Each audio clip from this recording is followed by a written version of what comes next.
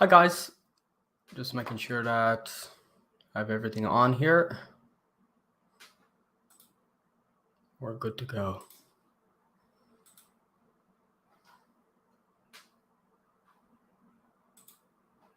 Okay. Hi guys, I hope you're all doing very well. Anybody that made it, fire away with some questions in the comments if you have any, and I'd be happy to answer them. So we're going to do these a little bit more regularly, probably every 2 weeks, run over where we're at, what the expectations are, and hopefully manage the sort of volatility, because I think volatility might be a little bit elevated for probably the best part of the decade. I'm not expecting inflation, certainly core inflation, to get back down to 2%. And therefore, you're probably going to see wide variations in terms of volatility. So today, for those of you that haven't heard my view, evening, Tom, for those of you that haven't heard my view, we're going to start off the bigger picture.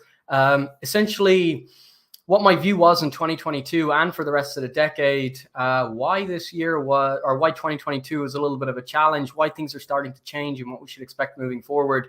We'll go over that really quickly, and then I'll show you the positive movements that we're seeing in liquidity, and then we'll get into the portfolio and the Q&A. So we'll start off with the big picture. Before we get into it, this will be posted on YouTube a little bit later, probably the end of the week, something like that. And to anybody that's watching it, this is for eToro copiers. If you guys are making decisions based off this video, please take responsibility for any decisions that you're willing to make. So let's get straight into the big picture. The big picture, government debt is just far too high, and that has consequences. Hiking cycle has limitations, and we can already see that from government bonds. Volatility in government bonds is as high as it was during COVID, and it was on its way up to the global financial crisis until we started to see a little bit of easing in terms of interest rates. And then finally, it's been my view that we've started World War III. However, it's not necessarily a kinetic war, and therefore it may not be very visible to the eye, but we're starting to see more movement on that idea. I'll share, I shared a tweet thread of a French intellectual that also came to that conclusion recently. So we're starting to get people more aware that we're possibly in some sort of World War III. It doesn't necessarily have to be kinetic warfare. It can also be in many different variables, whether it's cyber warfare, whether it's financial, economic warfare, which I think we're already well underway. And so the next decade could be a little bit challenging. But again, if you go back to the 1940s, mobilization of fiscal and capital and labor, fiscal policy, you start to see debt levels increase. And of course, that solved for an awful lot of the challenges. So World War III also ties into this view. So let's have a look at some of the data here. Debt to GDP is just way too high. You got to go back to 1946 to see a similar level. What happened back in 1946, you had a Federal Reserve president called Mariner Eccles. Mariner Eccles kept interest rates low, fixed.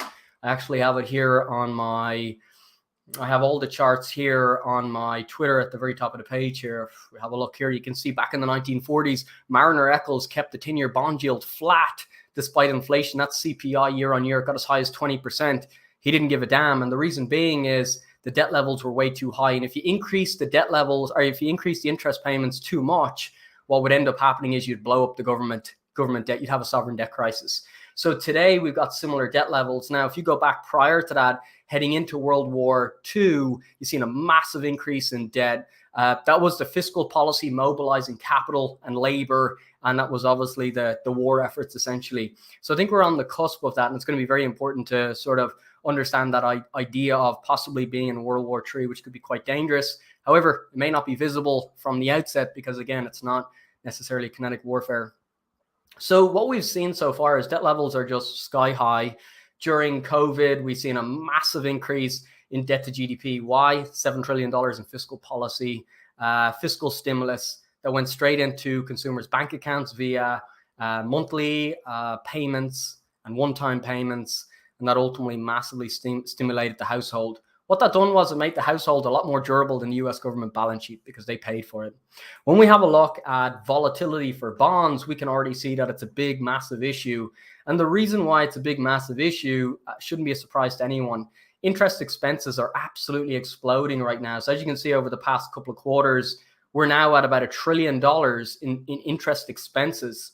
And the reason why that's a problem is when we look at the income statement of the US government, we have tax receipts. So For those of you that want to check this out, this is the Bureau of Financial Services. It's fiscal.treasury.gov, and it's report statements. This is the income statement of the US government. And as you can see, 2020, we had a fiscal gap of 5.4 trillion. What that means is they spent 5.4 trillion more than they made. 2021, 6.2 trillion. And as of right now, forecasting into the future, we're anticipating a fiscal gap of 100 trillion. That averages out to about 1.3 trillion every single year on average. The problem with that is this is non-interest spending. So the government's already projecting that we're going to spend more than what we're bringing in before we even pay interest. And what that's doing is it's creating a sovereign debt risk. So massive sovereign debt risk. And if we look at last year, it's very easy to look at equity prices and say recession. It's not a fair reflection. And in fact, when we actually pull up equity volatility here in orange, this is the volatility index VIX, which is the volatility of the S&P 500. You can see a big, massive divergence. So the bigger picture view that we had was, look, the US government's over leveraged. Raising interest rates is going to cause massive stress and ultimately cause a sovereign debt default if they go too far. I'll get into it in a moment why I don't think they're going to go too far, but that's essentially what could happen. And owning equities would be far lower risk than owning bonds. And so far, that's been the case. US Treasuries sold off more than QQQ, sort of higher, longer duration assets in the United States last year. So owning US Treasuries was higher risk than owning equities despite the sell-off. That was the initial move. What we've seen so far this year is a little bit of an easing in terms of liquidity, and you're starting to see asset prices bounce back. So the bigger picture, the challenge is government debt levels are far too high and hiking has its limitations. If we pop on over here, Jeffrey Gundlach, don't know if you guys follow him. They called him the bond king. Whether he's the bond king or not, I don't know. But he's in the markets for a decade, and this is very, very, very wise sort of advice from Jeffrey Gundlach. 40 years plus of experience in finance. He strongly recommends that investors should look at what the market says over what the Fed says. So many people are saying Jerome Powell said this, Jerome Powell said that. If you look at the past 5-6 years, the Federal Reserve have always been late to react. They're doing exactly the same right now, and the market tells them what to do eventually. I wouldn't focus on what the Federal Reserve are saying because there are limitations. And when I hear people say, but Jerome Powell said X, Y, and Z, I think it's really important to consider the Federal Reserve's balance sheet. So this is audited by KPMG. So KPMG audit the Federal Reserve's balance sheet. This is the central bank's balance sheet for the Federal Reserve. So this is the audited balance sheet for 2021. And let's have a look at what their assets are. So they've got total $8.756 trillion in 2021. That's slightly lower thanks to quantitative tightening. But $5.917 trillion is US government securities. And then 2.685 trillion is mortgage-backed securities. They're government-sponsored mortgage-backed securities. 8.6 of the $8.75 trillion in assets that the Federal Reserve hold are linked to the US government. So when you say that the Fed don't care about whether the government can pay their debt, if there was a debt default, it just renders the Federal Reserve completely useless. I mean, their entire function is to provide liquidity during times of crisis. And when you break down the balance sheet, 8.6 of the 8.75 trillion is linked to the US government. If they defaulted on that, well, the Federal Reserve have no assets. They've got no function. They just sort of dwindle away and disappear. So the idea that the Federal Reserve are going to keep hiking and allow the US government to default, first and foremost, goes against the mandates that were taught up in Jekyll Island back in 1913, provide liquidity during times of crisis, and also would render them sort of useless. So what Gundlach is saying here is the market's going to tell us what's going to happen, not the Federal Reserve. And that's sort of what my view's been for the last 6 months. You can already see the volatility starting to come down. Interest rates are starting to ease, despite the very hawkish tone from the central bankers. We're starting to move a little bit, and that's very positive. So right now, the bigger picture view is we have a big issue with regards to the amount of debt levels the government has, and the consumers in far better shape than the US government. So by raising interest rates, it's going to cause more stress on the US government, and the US government will probably default before the consumer. And the reason being is since the global financial crisis, there's been a massive uptick in fixed rate mortgages. 98% of all mortgages, 65% home ownership in the US, 98% are fixed rate at 3.3%. So when you have wage growth, which came down to about 6.2, 6.3% year on year, when it's at 6.3% and your liabilities are fixed, your house, which could be considered a liability, now becomes an asset. Cash continues to flow. So at the margin, if somebody needs to buy a house, they're pretty screwed. At the margin, if the 2% that have variable rate mortgages, they're pretty screwed. But the vast majority of people on aggregate in the household are actually doing pretty fine.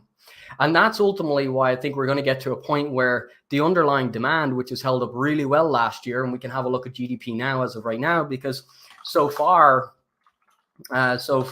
in 2023, we're actually seeing very 4.1% is what it's forecasted for Q1 already. We had, I think it was about 3.9 for Q4 last year. We're into Q1. As of January, it's still very early for Q1, but we're at 4.1% so far. This could be quite volatile, but we're showing that demand, the underlying demand is quite strong, which is a point I'm going to talk about in just a moment. So the bigger picture view is, look, the US government's way over levered. It's the complete inverse to what happened during the global financial crisis. The US government had about 65% debt to GDP during the global financial crisis. Household had 110%.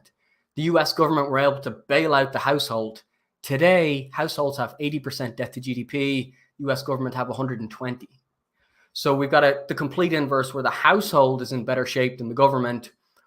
And the government in the United States is pretty much all of their liabilities or assets over at the Federal Reserve. So we're likely going to see that monetized. And I do think we are likely to see limitations on the upside to interest rates. And that's already being priced in. If you have a look at the curve, it's already being priced in. I think there's about 25 basis points left, maybe, I think it's 25. And then we've got a 50 basis points cuts into the end of the year, 2023. So the market's already peaking out in terms of expectations and tightness, and then it's starting to roll over thereafter. So that's the bigger picture view. And what happened last year was the pace at which interest rates increased. What it ultimately meant was the weighted average cost of capital increased at such a rapid pace that we went from long duration assets to short duration assets in the space of like 2 months. Most of the damage last year was done in like April, May. And then in June, the market started to bottom out and we've kind of been flattened out since then. 2 months last year done most of the damage. And by the time I sort of come around to realizing that weighted average cost of capital is sky high, it didn't make any sense for me to try and short the market or mess around because most of the damage was done. Now it's a matter of looking forward and trying to figure out, okay, where's the next move and where can we capture that? I would recommend that you guys, if you have time, you have a Twitter account, I would recommend that you read this thread. Emmanuel Todd, one of the greatest French intellectuals today, claims that the Third World War has started. Some of it I disagree with, a very small amount, but the vast majority I agree with. We're starting to see an awful lot more people realize that the Third World War is not necessarily, it doesn't necessarily have to be kinetic. It can be financial, it can be economic, it can be cyber warfare. And we're seeing that around the world as of right now. If you look at what the United States done to the Chinese semiconductor sector, they pretty much went over and said, knowing that most of the high-grade human capital in China were US citizens, they said, look, choose your job or your passport. It pretty much seized up the semiconductor industry in China overnight because everybody chose their passport over their job in China. And you didn't have that high-grade human capital in China in order to offset those risks. That's the type of warfare we're seeing at the moment. Listen to what Janet Yellen is saying. The US are going to move towards friendshoring. That friendshoring is, okay, they're after building this big, massive beast in China. It turns out that they have very different ideologies. And so friendshoring will be getting closer to somebody that has or shares similar views. India is not perfect, but it's a hell of a lot better than China. And the United States are moving closer towards India. And you can see with Apple, for argument's sake, increasing capital expenditures to build out production coming out of India. And so this idea of deglobalization is not necessarily that we're going to produce everything locally, but the supply chains are going to shift. They're going to shift. And that idea that Janet Yellen was talking about of friendshoring, you're going to start to see different different parts of the world essentially start to flare up a little bit, not in tensions, but possibly economic activity, etc., certainly over in India in time. And so that's essentially where we're at the moment. It hasn't hit global kinetic warfare. There's always a risk of that. I hope it doesn't get to it. But for right now, you can see across the world, we are already, in my view anyway, and it may not come to light for a couple of years, but I think we're already in World War III, as Emmanuel Todd says, and the sort of nature of this war is not just kinetic like World War II. So the most important takeaway for adding that in here is you're likely going to see low interest rates. You're going to see a mobilization of fiscal and capital. You're going to see a mobilization of fiscal policy. So you're going to see capital and labor come together, and you're going to see those economic sort of wheels start spinning. And I read a book recently. I to be honest, I just use Audible. I don't read them. I'm not lazy. But I listened to a book recently, and it was an investing book anyway, and it was talking about Sir John Templeton. I can't remember the name of the book, but I actually found on Wikipedia that they actually had the excerpt that I wanted to talk about. In 1939, John Templeton knew we were going, or he at least came to the conclusion that his convictions were very high, that we were heading into World War II. And he bought 104 companies. 34 of them were already in bankruptcy. And he had this idea that fiscal policy was going to be mobilized, and you're going to start to see capital and labor come together. Economic machine's going to start rolling. Interest rates are going to be low. All of these dead, bankrupt companies would have a second lease of life. And that's ultimately what happened. And I think he made money on every single one of them. I don't think any of them went bankrupt, even though 34 of them were already in bankruptcy. I found that quite fascinating. And today, Patrick says it's in there. Absolutely, actually, it was. Richer, Wiser, Happier. It was in that. Yeah, you're right. Couldn't remember the name of the book. But they're talking about that fantastic trade that John Templeton made back in the late 1930s. So today, when you're looking at markets, I think there's a lot of beaten down stocks that are left for dead. A lot of people are anticipating high interest rates. You look at companies like Q-Rate Retail. What's interesting is the over 55 category of their business is still stable. It's not growing. I mean, they've already kind of maximized there, but 18 to 25 segment actually had a bit of an uptick recently. So the business is still stable.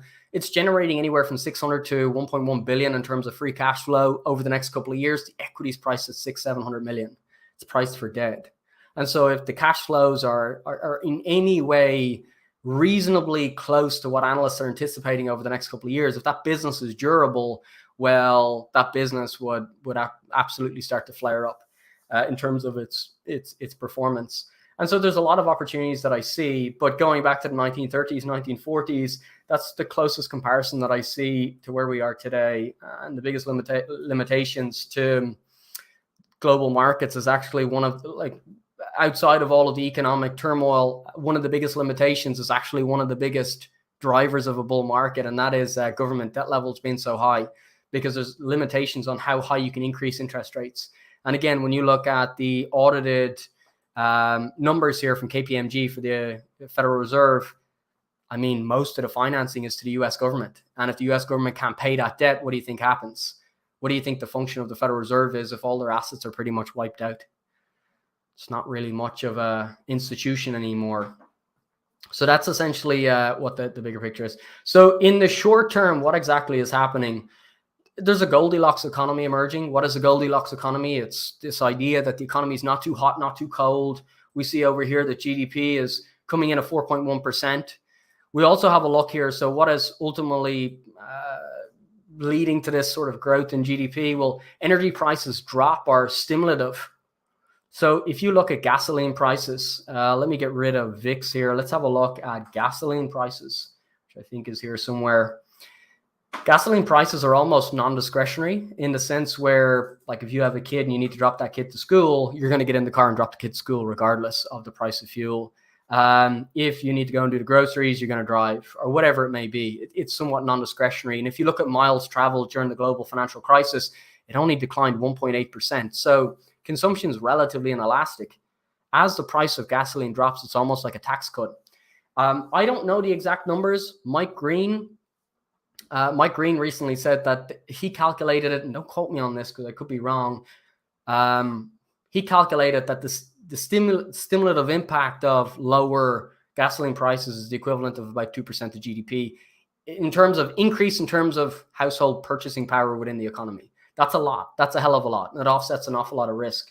So the disinflationary pressures are coming at the margin from commodities, and these are sort of non-discretionary commodities, which means discretionary spending actually increases as the expenditure for stuff like gasoline and whatnot comes down pretty heavy. And natural gas as well. About 30% of households in the US are or 30% of the grid is essentially, or 38% of the grid in the US is natural gas. I mean, prices collapsing because of a milder than expected winter over the last months, down 48%. This can only have a positive feedback loop in my view.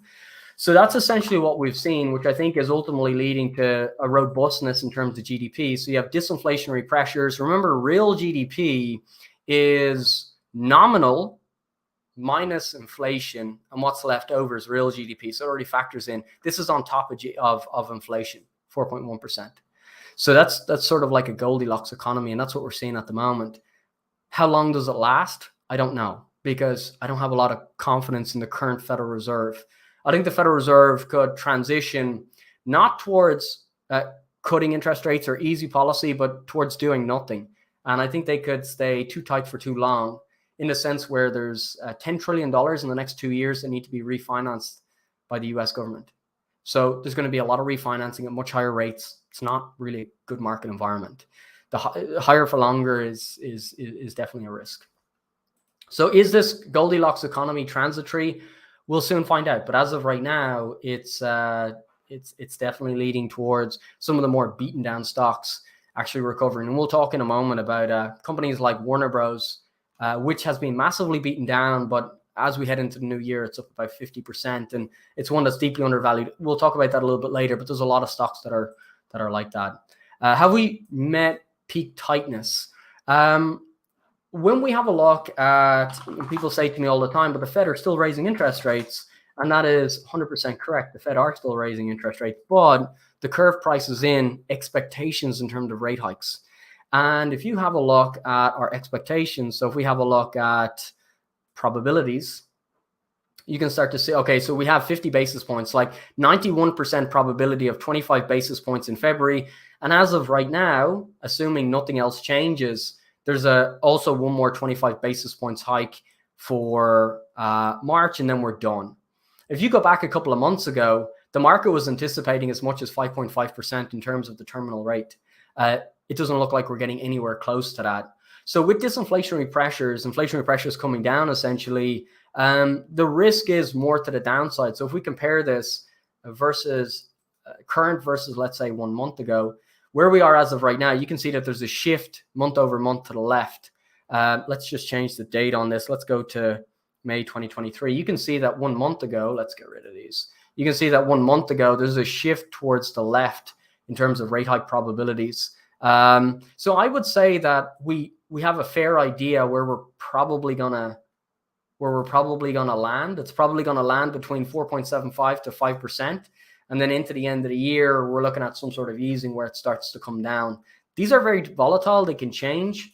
But as of right now, I don't know what's going to ultimately lead to this coming down pretty hard. Many people say, China reopening is going to export inflation, but you need to have inflation first in order to export it. And China's inflation is below 2%. So that's going to take some time, if at all, if it does actually happen at all.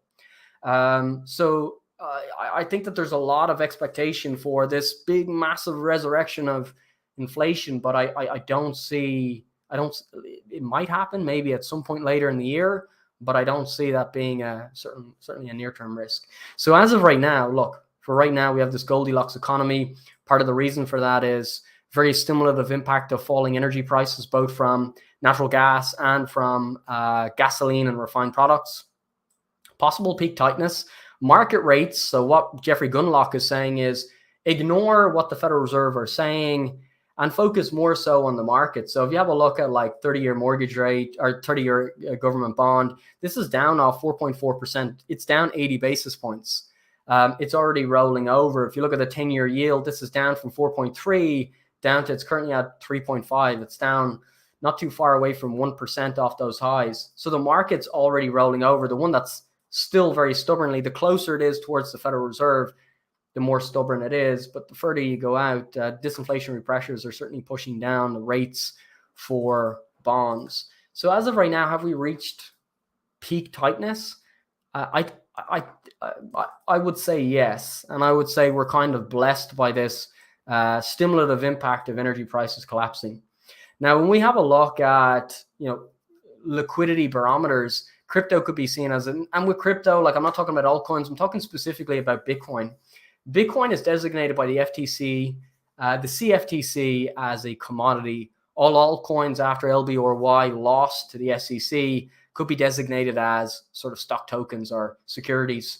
Bitcoin is a commodity according to the CFTC, and it's got all the properties for a store of value. So my view, like you look at gold, you look at Bitcoin, that's always been my view. Both of them should trend to and of the same trend. I'm not talking about percentage gains or declines. I'm talking about like if we're seeing more easing going on, well, both of them could and should push higher. And if we're seeing more tightening, they should and could push lower together. Cross-border capital. Michael Howell has been in the business since 1996. I believe he has a fund, I believe, and he's got $1 billion in AUM, not some fly-by-night type guy. It's very easy to see from a bigger picture where liquidity is trending. It's very slow moving. You can see inflection points within a few months. Michael Howell is a specialist in liquidity more specifically, so I get an awful lot of insight from following his feed here, because unfortunately I don't think I'll be able to get access to his research. But this is a chart that he shared recently, and this is his proprietary global liquidity index. So you can see over in China, there's about $150 billion in December that was injected into the economy via easing. So you're starting to see global liquidity increase. Crypto plus gold, that's in orange. And forward as a leading indicator, you can see global liquidity. So when we have a look at stuff like Bitcoin as an example, it's already starting to move this year with that sort of growth in global in global liquidity. And so as of right now, we should expect that to continue. If we continue over the next 6 months at least to see that Goldilocks economy next 12 months, I think it should be reasonably good market environments for asset prices. So certainly in the near term, we're starting to see a positive movement on liquidity. And as you can see here, Michael Howell's chart suggesting that should continue at least in the near term.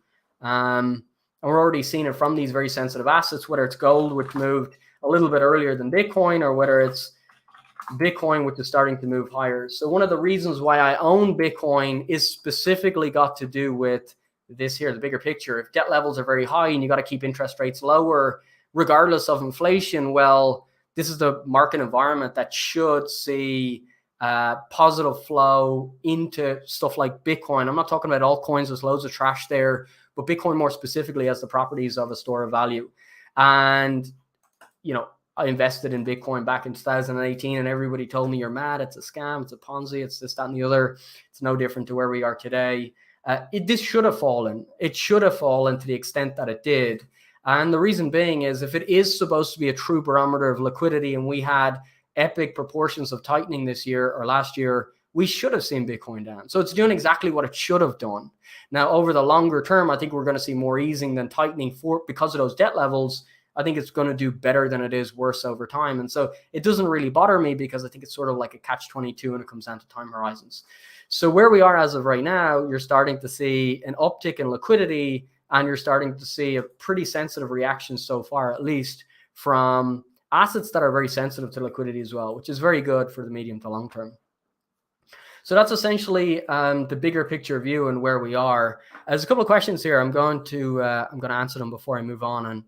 And so Josh, I just want to say thanks. You're very welcome, Josh. The main reason, obviously, because I appreciate your insights. Really appreciate that, Josh.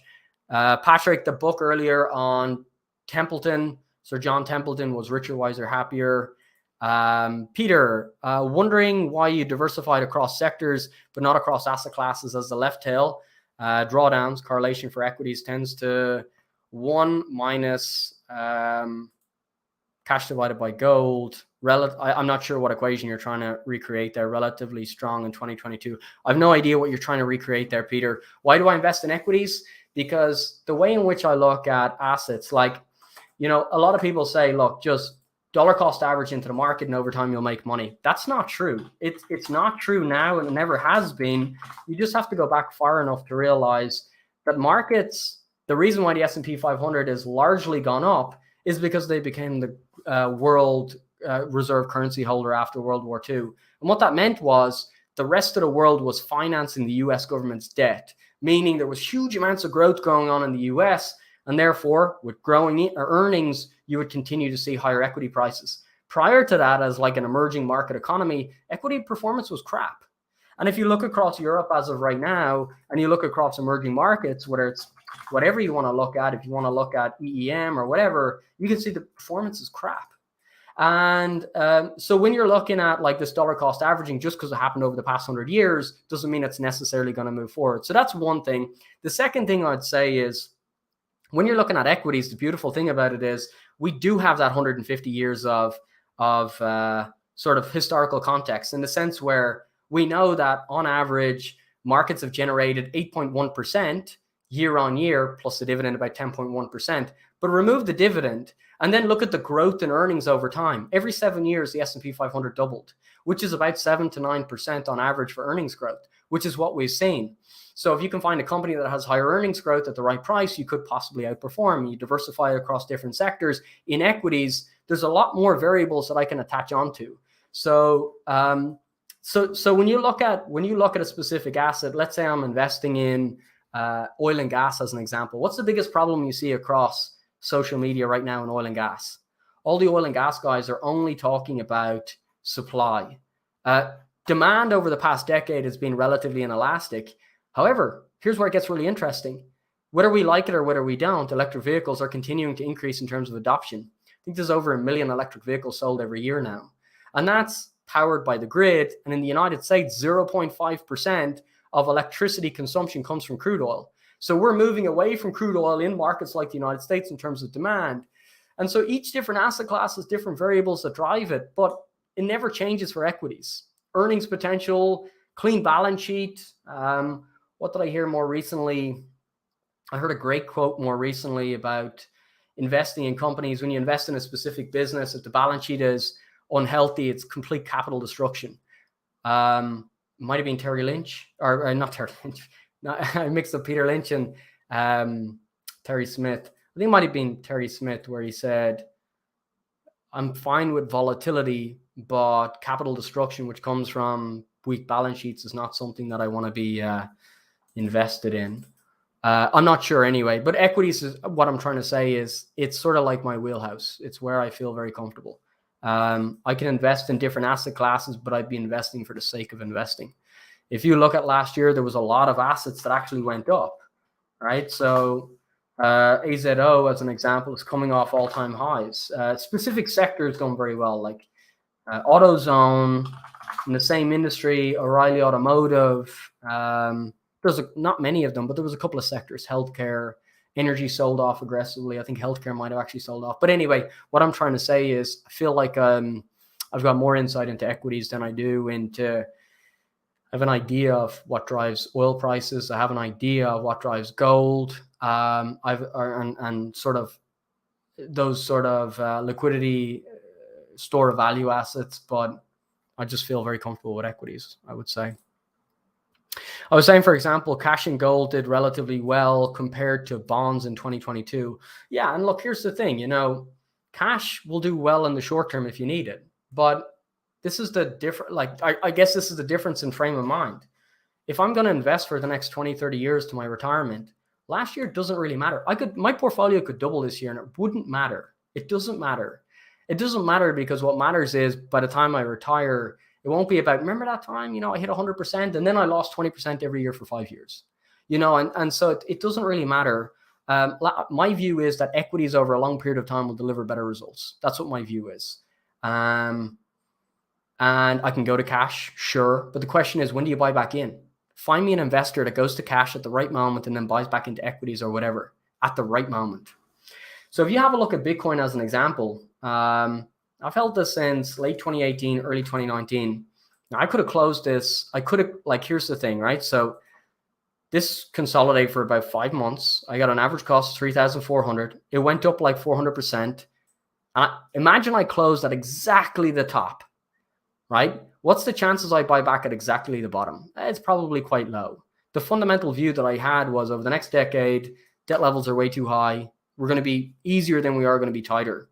So I could have sold out at exactly the top at about 13,400. I think the top was, whatever it was. But if I didn't buy back in below 13,000, the opportunity cost is pretty high because it's trading at 21,000 right now. And so the question is, if you do get out, when do you get back in? Most of the people that were bearish last year are still shorting this year. Go and look at their portfolios. They're down. And they're down because the question is, when you get short and you get out of the market, when do you get back in? It's really difficult. Last year wasn't a recession. Last year was a re-rating of risk. That re-rating of risk, in my view, is mostly done. Now it's a question of, do earnings start to drop? Do we start to see an earnings recession? Do we go into a recession? We will soon find out. But as long as energy prices continue to drop, there's a stimulative impact. And I would say for the next 6 months, we're probably going to continue to see reasonably strong GDP. So that's sort of where my view comes from is, if something is fairly priced, it gets down. So let me just show you something. Let me just show you how I look at, so I've got loads of these sheets looking at the intrinsic value of every single company. So let's say a company gets downgraded. So this is the portfolio. Let's say a company gets downgraded, right? Well, that will be every week I update the estimates. I don't know why this isn't. It's probably because the market's closed. It pulls a lot of this information from Google Finance. It's probably just a little bit slow right now. So this here is the portfolio. And every week I update the estimates. And every week the intrinsic value will change. So as you can see over here, I mark out the potential upside based on its intrinsic value. And anything like, as you can see here, Builders for Soars has 35% on the upside. That's on the fair value of its cash flows into 2027. So that's over the next 5 years. So I could look at that and say, woof, doesn't really give me the best opportunity. And so being long equities while the market environment's still favorable, in my view, over medium to long term, and continuing to focus on what's fair, under or undervalued, and keeping an eye on what's getting closer towards overvalued and sort of transitioning. But this is essentially like I track the value creation by measuring weighted average cost of capital minus its return on invested capital. I look at its valuation relative to the market. I look at its intrinsic value, factoring in its cash flows. So this sheet is like my sort of Bible, and I can make decisions in real time on equities. And hopefully as we get to a point where, let's say, earnings get downgraded, it'll fairly show up here in intrinsic value, and I'll just close it and I'll move on. And that's what I can, that's what I can do. So yeah, anyway, that's a long-winded answer, but essentially I like equities. I like equities a lot. Wondering if you could talk about some of your newer positions, Jack in the Box, Exelixis. Yeah, sure. And I think that's actually a comment that was, let me just have a look at some of the comments. Let me pull it up. I think there was a couple of comments. Let's pop this over here. There was a couple of comments on Exelixis. So this one here, what does, additional paid in capital mean on the balance sheet for Exelixis? What does it mean when this is high for a company? And then, yeah, just in general. And I think there was another question on, there's a lot of questions on Zim, but we'll have a look at that in a moment. Okay, we'll have a look at Exelixis. And we'll have a look at Jack in the Box. Jack in the Box was pretty simple. For December, the MasterCard credit card data came out. And I don't know if you guys seen it, but restaurant spend was up 15.1%. So I started to look through the restaurant. Companies. I looked for companies that were very profitable, high return on invested capital, consistent over time, high return on equity. Started to look for companies that have reasonably good balance sheet. Now you could look at Jack in the Box and say it doesn't have that good of a balance sheet simply because they bought Tex-Mex for $585 million, but they've got a lot of solid cash flows. The industry still has positive momentum, and it was screening out as undervalued. So I was at a situation where, I don't know if you guys read The Warren Buffett Way, but Buffett looks for a 25% discount to its intrinsic value. This was trading at like 35% discount. And we had positive momentum in terms of expenditure in the United States, according to MasterCard, for restaurant spend. We had a plan from management that they were going to sell off some, not necessarily non-performing restaurants, but they were going to transition into higher margin, higher profitable Tex-Mex restaurants in Florida. And they were putting plans together to delever. So the valuation got quite cheap. The chart structure stacked up. All the ducks were in a row where the fair value of this is coming in at $95. But the Elliott wave chart was telling me, okay, this is getting ready to move right now. And so all the ducks were sort of in a row that this here would start to stack up. And that's why I put it into the portfolio. Fortunately, it's working out.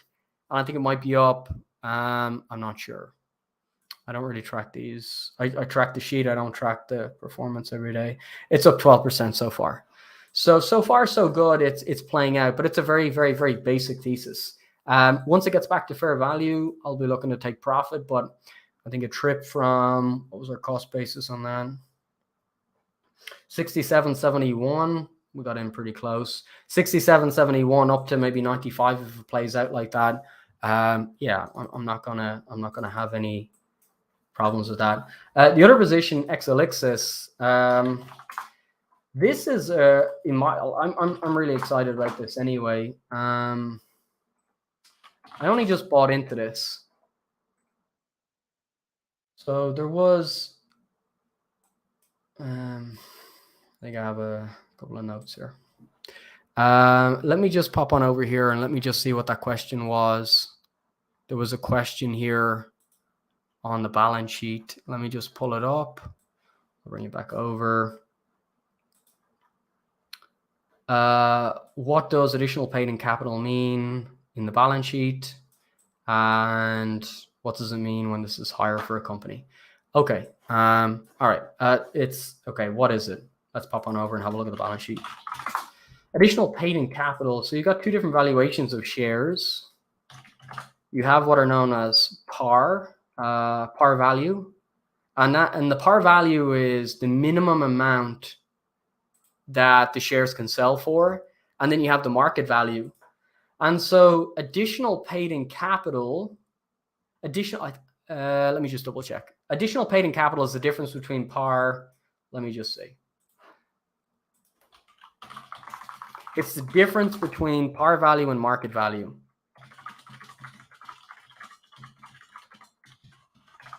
It's not a bad thing, by the way. It's not really much at all. So PricewaterhouseCoopers has something here. No, I don't want a tutorial. Additional paid in capital is the excess amount paid by. Yeah, okay. So you have par value, and par values are usually like par values would usually be like 0.01, like 1 cent per share. That would be the par value. And in fact, if you actually go and have a look at the 10K filing, it'll probably say the par value on the 10K. It could be like 10 cents, 1 cent is usually what it is. And so that's the par value, but that doesn't mean that's what the shares are worth.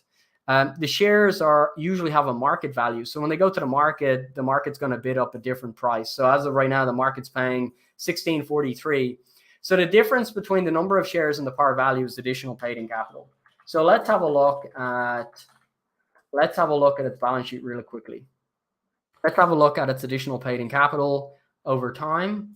You can see that this has been increasing. So this would come with share dilution, a little bit of share dilution. And you can see that between 2016 and on, it's very little dilution. And the reason behind that is Cabometrics, which is where most of the revenue comes from. This was approved in April 2016. So the capital raise in 2015, there was a capital raise, I believe. The capital raise in 2015, issue of common stock. Yeah, the capital raise in 2015, which is right here, 157 million, that there would have been for a commercialization of that product. So 2015, they'd obviously known that they were going to get approved. They raised 157 million to grow out the sales. So what that is it's essentially the premium paid over the par value. It's not really that important, to be honest. You can use it to offset, for argument's sake, retained earnings or whatever. When you're looking at the balance sheet, though, I mean, this is probably one of the cleanest balance sheets you'll find. Almost 1.55 billion, and you can see that their debt levels, they don't have any. Long-term debt, zero. Current portion of long-term debt, zero. No debt, absolutely no debt.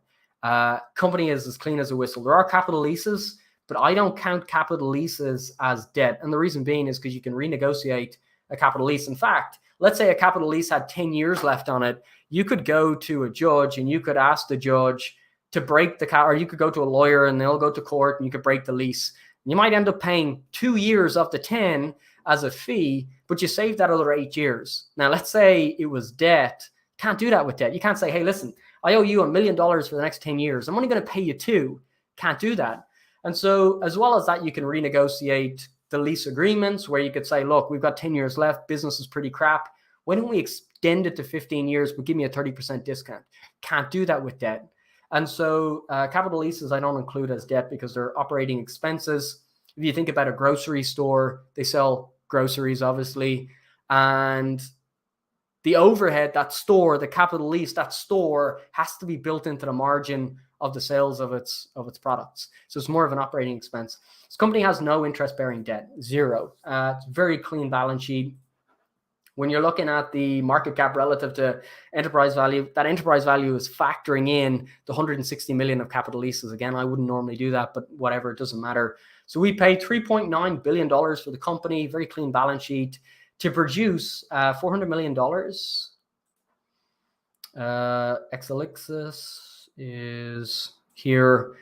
Exelixis will produce $401 million in 2023 non-average cash flow, 455, 610, 717. 824. All that's all well and good, but actually the reason why I bought it was fantastic business. It's got an intrinsic value of $45. It's trading very cheap for the last number of years. It's in the oncology space, so they focus on renal and thyroid. More specifically, they've got some melanoma products as well. But the company essentially has like recent approvals, like some of the approvals actually are January 2022 for IMC GP100. So they're about to ramp up the revenues over the next couple of years, and it's trading at a very discounted valuation in my view. I actually think this could be a buyout target. And if it's not a buyout target, I think that the market will price it fairly on the upside. So if you look at companies like Bristol Myers, what's the problem with Bristol Myers? Over 50% of its revenue is 3 products, and those patents are going to expire in 2026. So what did they do? Well, go back to, I think it was 2019, they bought a company called Myocardia for like 12.9 billion. It's getting ready for commercialization, but it had pretty much no revenue. They paid 12 billion for it. And the reason why they paid that is to replace, obviously, the potential loss of revenue when the patents expire. Go back to 2018. They bought the pipeline and oncology drugs from Celgene. I think it was like 40 billion. I can't remember. I actually own Celgene. That's why I know they bought it. But these large companies have huge amounts of cash. Look at something like Regeneron. Regeneron, 54% of its revenue comes from the Eylea drug. Now, it's not in oncology, but the Eylea drug's patents start to expire this year and in 2025 in the United States and Europe. So 2 big markets for 54% of the revenue are going to become far more competitive. What does a company do that's cash rich? Either reinvest in a 30 pipeline or some M&A. And so when I look at Exelixis, it's a company that's trading at an enterprise value, exclude out the capital leases because that wouldn't even be included. It's trading at in the ballpark of like 3.7, even if you want to include those capital leases, 3.9 billion for its operations. And that's trading at a little bit more than 10 times its unlevered cash flows. So it's in my view, it's a very, very, very attractive business. And I think it's getting ready to run. So obviously, I think there's a possibility of a buyout. In the past, I bought into companies like GW Pharmaceuticals. That was probably in late 2020. That was bought out by Jazz Pharmaceuticals. There was a 100% premium on that. So it was a pretty nice inside, 5 months or so, a pretty nice double on the position. We had AstraZeneca bought out Alexion Pharmaceutical, 65% premium. And Exelixis is a company that has long sort of runway on its cash flows. It's really only commercializing a lot of these products. I think it's a buyout target. It's got most of its revenue coming from Cabometyx, but it's got a lot of early approvals. It's trading dirt cheap, and I think it could be a buyout target. But if it's not, the fair value on its cash flows into 2027 is $45, which I think is very attractive. Also lines up with potentially 1, 2, 3 chart structure here, which would also come in somewhere around the $45 mark. So there's 2 different paths here. I started a position. I'd like to build it out further. In Elliott wave, we've got a triangle for a wave 4, but there's also the possibility that this here could be a W, X, and Y wave, and 3, 3, and 3, with one more push lower here. But fundamentally speaking, from a valuation perspective as well, I really like it. I think it'll do very well. I bought it last week because, again, charts on lower time frame. This is sloppy and overlapping, which is generally a sign that this is more corrective than anything else, with the trend really being on the upside. So that's why I bought it. I like the company a lot. Tom, how much deviation is there in analyst earnings estimates versus your own? Is there risk? Is there risk there in the analysts being meaningfully wrong? Yeah, there is, absolutely, but it's what we have to work with. Not that we're being blind, but I would implore you to read this article.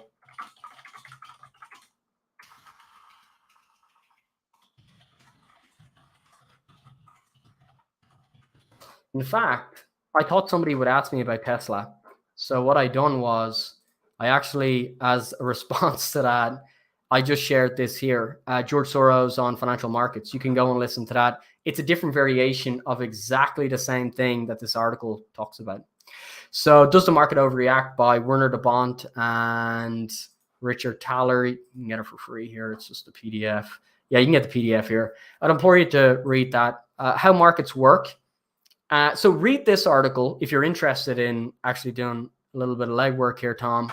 Read this white paper on Does the Market Overreact. They go into, does bonds, or not bonds, does dividends drive price? Spoiler alert, it doesn't. They go into, does valuation matter? Yes, it absolutely does. Loser portfolio versus winner portfolio. Absolutely it does. But what's a key driver is actually earnings, expectations for earnings. And what the market will do is, let's say earnings expectations are very high, the market will continue to discount those earnings. And if we get to a point where those earnings don't come to fruition, stock market crashes. So go and read that, and then listen. George Soros has a whole series of lectures on YouTube. Nobody wants to listen to them. Nobody is interested in sort of learning from somebody that made billions of dollars, tens of billions of dollars. But this guy is... he was a philosopher, away from all the stigma, that made billions of dollars understanding human sort of emotion in markets. And it's a masterclass on understanding how bubbles are formed and how they deflate. But if you have the context of this white paper by Werner de Bont and Richard Thaler, it'll all start to make sense. So what I'm trying to say is, I don't come up with those analyst estimates myself. I use analyst estimates to consensus. And that's what I discount, and I diversify it just in case one of them is wrong. I put it across a number of different companies, but obviously layering in a number of different variables as well. Like, I like to understand what the company does. I don't like just to invest in something and hope for the best because a DCF looks good. I don't think that makes sense at all. Some companies, there might be one analyst working on it, and it might screen out that it's worth billions of dollars, more than it's like 10, 20, 30x on the upside. And you could blindly buy that and say, wow, knock it out of the park. I'm going to put my life savings in it. And it could be just that there just wasn't enough variability in terms of analyst estimates. James saw some tweets regarding Citi earnings, potential for buybacks. Good. Are there any earnings I'm really looking forward to see? Yeah. So did I share that tweet? I definitely think I liked it.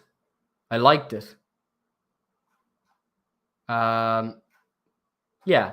Was it this guy? I liked a couple of them anyway. They popped up on my screen. So the reason why I like Citigroup over the bunch, James, is Citigroup, if you look at all the regulations regarding like the capital requirements after global financial crisis, what happens is we over-regulate markets and the cycle starts again. Capital allocation towards banks is very restrictive. They build up massive buffers. And that's where we are at the moment. One of those liquidity buffers is CET1 has to be above 13% in order to be allowed to do buybacks. So they just hit 13%, but sounds like resumption of buybacks are in the cards. That's not the case. They're not going to be buying back stock. They actually addressed this in the conference call, but I liked it because at that time I didn't see earnings, and I just wanted to see what other people had commented on it after I read it myself.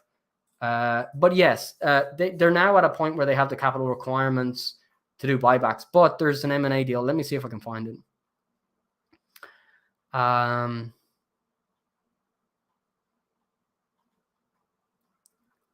Okay, let me see. I don't know if I'm going to find it here in a rush, but there was a comment anyway. There was a couple of comments anyway on spinning off a division, but anyway, they said that they are not going to. They're not going to be doing. They're going to do. They're going to decide quarter by quarter, and they hadn't decided to do buybacks yet. But we're in the region where they can't do buybacks.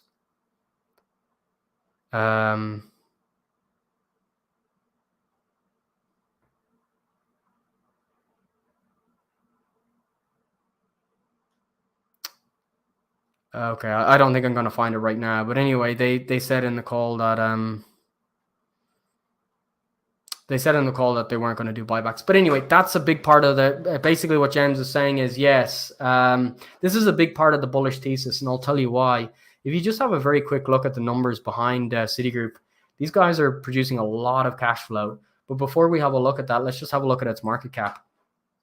So its market cap is $96.6 billion.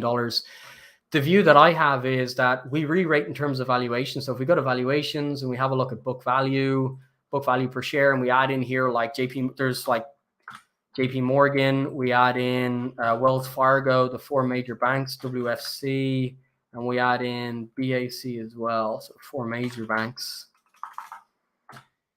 And we look at the 10-year average multiple in terms of book value. You've got JP Morgan at 1.5, you've got Wells Fargo at 1, and you've got Bank of America at 1.23. So Citigroup is, in my view, massively mispriced because you have all this regulation, meaning that they need massive amounts of cash on hand in order to offset risks. But the valuation, the stigma of global financial crisis, because Citi was terribly ran, is still hampering its valuation. I think that's going to change. So you have a situation where the valuation increases.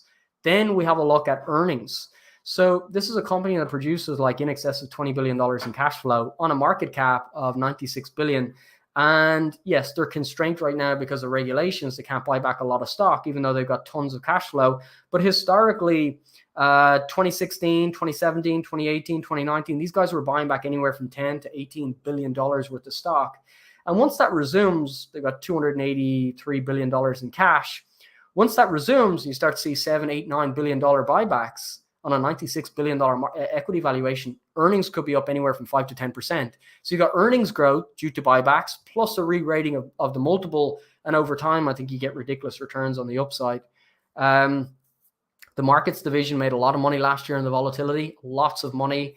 Some people are concerned about risks associated with their credit, but I think they're generally fine. 80% of corporations have fixed rate debt. 98% of households have fixed rate debt, all averaging much lower than the marginal rate. If you go and listen to MBA, Mortgage Brokers Association, they've got data on delinquencies quarter over quarter throughout 2022 with higher interest rates. What happened? Delinquencies went down. Delinquencies are when you don't pay your loan. And why did they go down? Well, wage growth was up 6.4%. And at the margin, interest rates weren't increasing. It's all fixed rate debt. So look, I look at financials, and I think they're not all financials. Like there is specialty financials that I'm just not. I don't have the skill set to analyze. But when I'm looking at Citi, I'm looking at Bank of America, JP Morgan. Of the three of them, the most compelling to me is Citigroup. So it was down like 4% on earnings, and then it ended the day on Friday. Today's Martin Luther King Day, so markets aren't open, but it ended today up 1.7%. So yeah, it's definitely a good sign for sure. But they're not doing any buybacks this quarter. They're taking it quarter by quarter. Okay, if you guys have any more questions, fire away. I'm going to go back over here and see what we have. So there's lots of questions on Zim. So Zim comes up a lot here. So I never owned Wire in the portfolio. And I don't want to talk about anything I'm not invested in or considering investing. Just have experience of saying, oh, that looks good, and people buying it and then coming back and saying, hey, you told me that was great. I'm like, which company when? So I'm not going to talk about anything I'm not invested in. I honestly don't know anything about Encore Wire. I think Zek, fund manager Zek's invested in Wire. We had a conversation about it. He's a very smart, clued in guy. So yeah, I'd say there's something there, but I don't own it. Zim, shipping services and the likes didn't get gain much lately. Why don't I rotate some of the funds? I just bought Zim.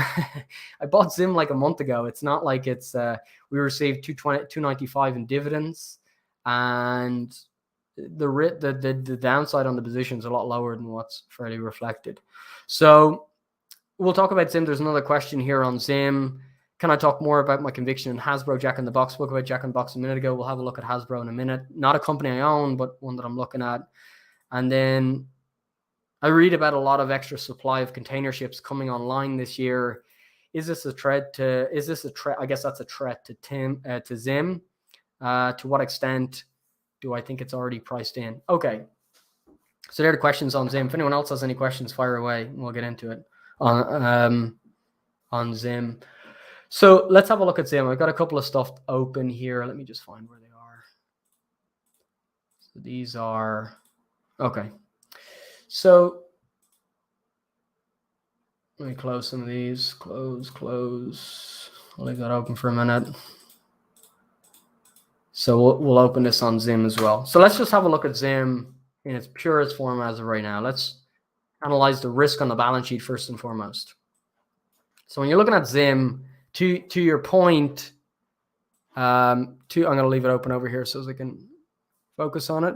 To your point, Lars, is there any risk with containers coming online? Okay, so if you have a look at their balance sheet, they have massive amounts of capital leases. They lease an awful lot of their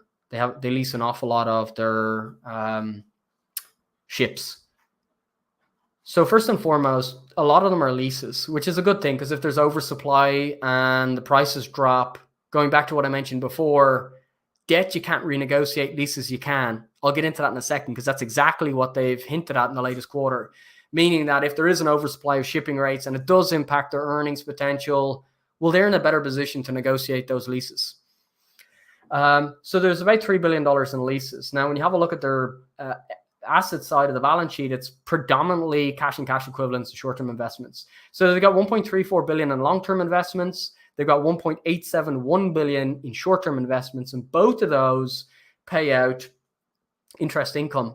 So trailing 12 months, the interest income was $80 million, but that's expected to increase because if you go to the cash flow statement, if you look at the latest quarter, I think they increased their investments by 209 million. And prior to that, in June, they invested 621. So as you can see, both of those haven't given a full year of interest income yet. So you've got about $1 billion, or you've got about $830 million where we don't know what the interest income is. So these guys are very cash rich. They've got 3.157 billion in short-term cash, factoring in probably short-term bonds. And they've got another 1.34 billion, which is probably in longer duration bonds. There's about, $4.5 billion in liquidity there that the company has. So when you're looking at the liquidity, it's about $35 per share is what they have. And it's trading at $17 per share.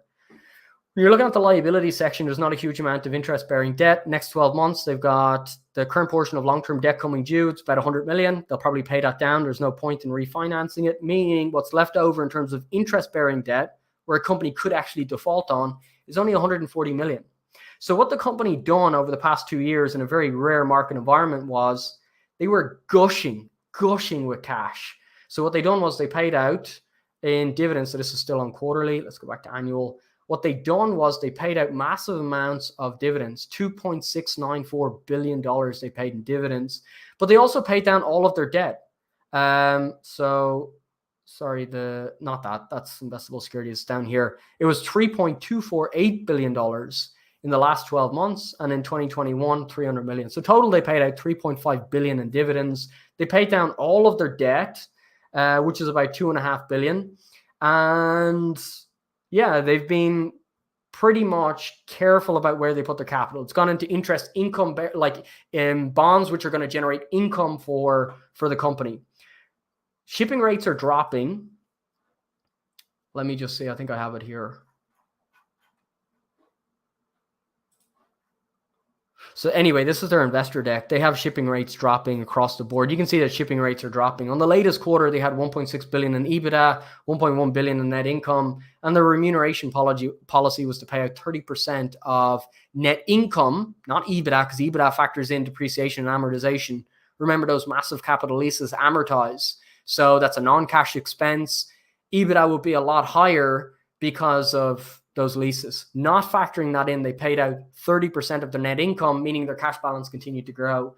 So they're in a situation where they're very cash rich, $35 per share, and the equity valuation. So they got $4.5 billion in liquid cash. Well, long-term investments, probably 3 to 5 years, but they've got about $4.5 billion in I'm going to say liquid cash, but I don't know when those long-term assets will amortize.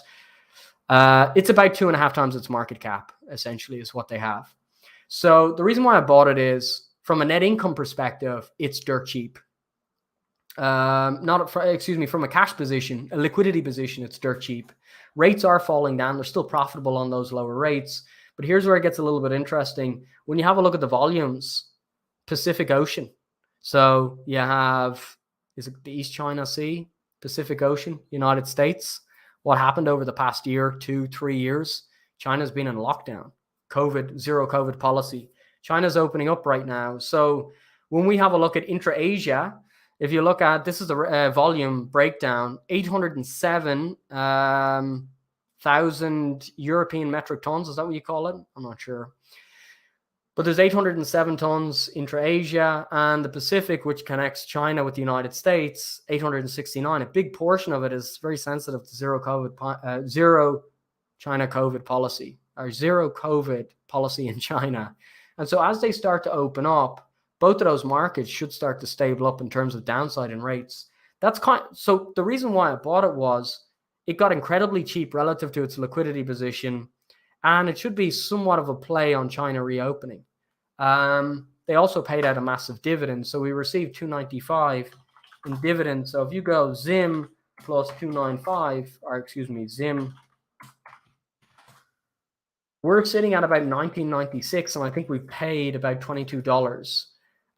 So as of right now, the drawdown's not as much as the equity is suggesting, because the dividend payout was so big. And as China starts to reboot and open up, I think ZIM's downside is fairly limited. Now, if they start doing a buyback or something like that with all that cash, I think that the share price could perform incredibly well. Average cost is 22. I kind of felt like if this got up to somewhere around 35, 40, even $45, I would be out. And that's still what my view is. I did do a discounted cash flow model on it, factoring in massive negative slowdown in earnings. So let me just zoom out here. So what's missing here? Discount rate, market cap.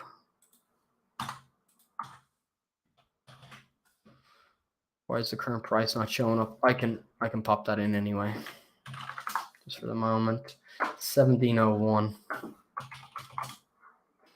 So when I factor in like changes in working capital increase of $1 billion per year, and the reason being is drawdown of capital leases, I think that's being very accommodative.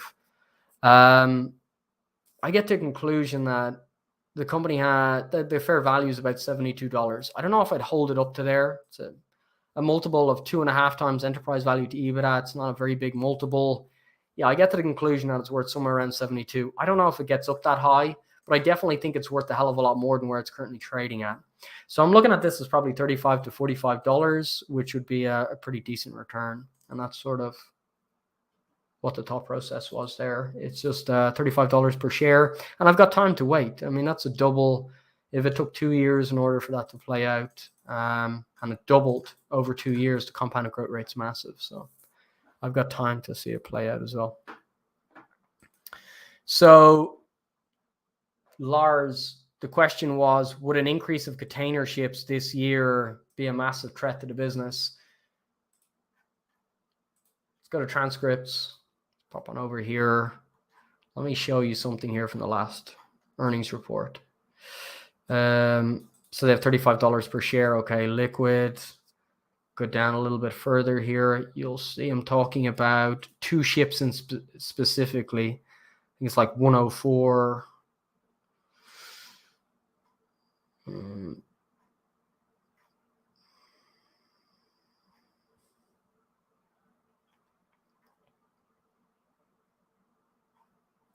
They talk about renegotiating lease. Here it is here, 101 and 149. So Omar, so Xavier is obviously the CEO, and Omar is asking a question here. Okay, whatever.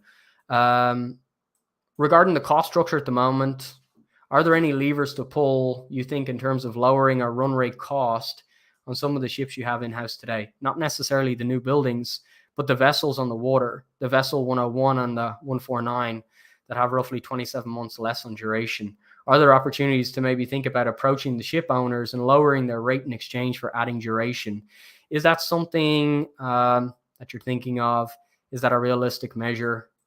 So this is essentially what they're looking at. So when we see a big, massive increase in the amount of container ships coming online, if that saturates the market, well, Zim, who are in a much better position because they've got a lot of capital leases, might be able to approach it and actually reduce their leases because the supply of ships actually increases.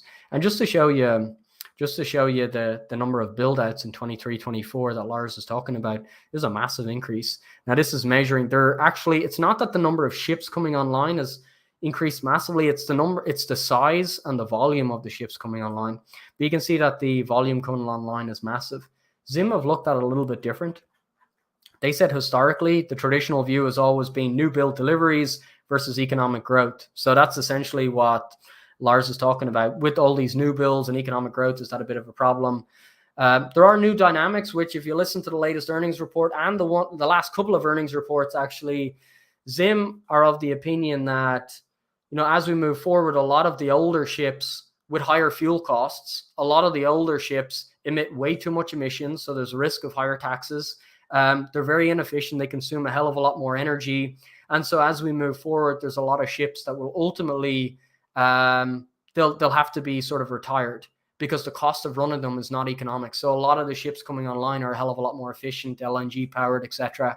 And so part of it, I think, is this idea of new dynamics. Part of it's got to do with the cost of running these ships that will offset an awful lot of the risk. And part of it's got to do with them having a lot of capital leases. But the idea behind me investing in it was more so got to do with $35 per share liquid.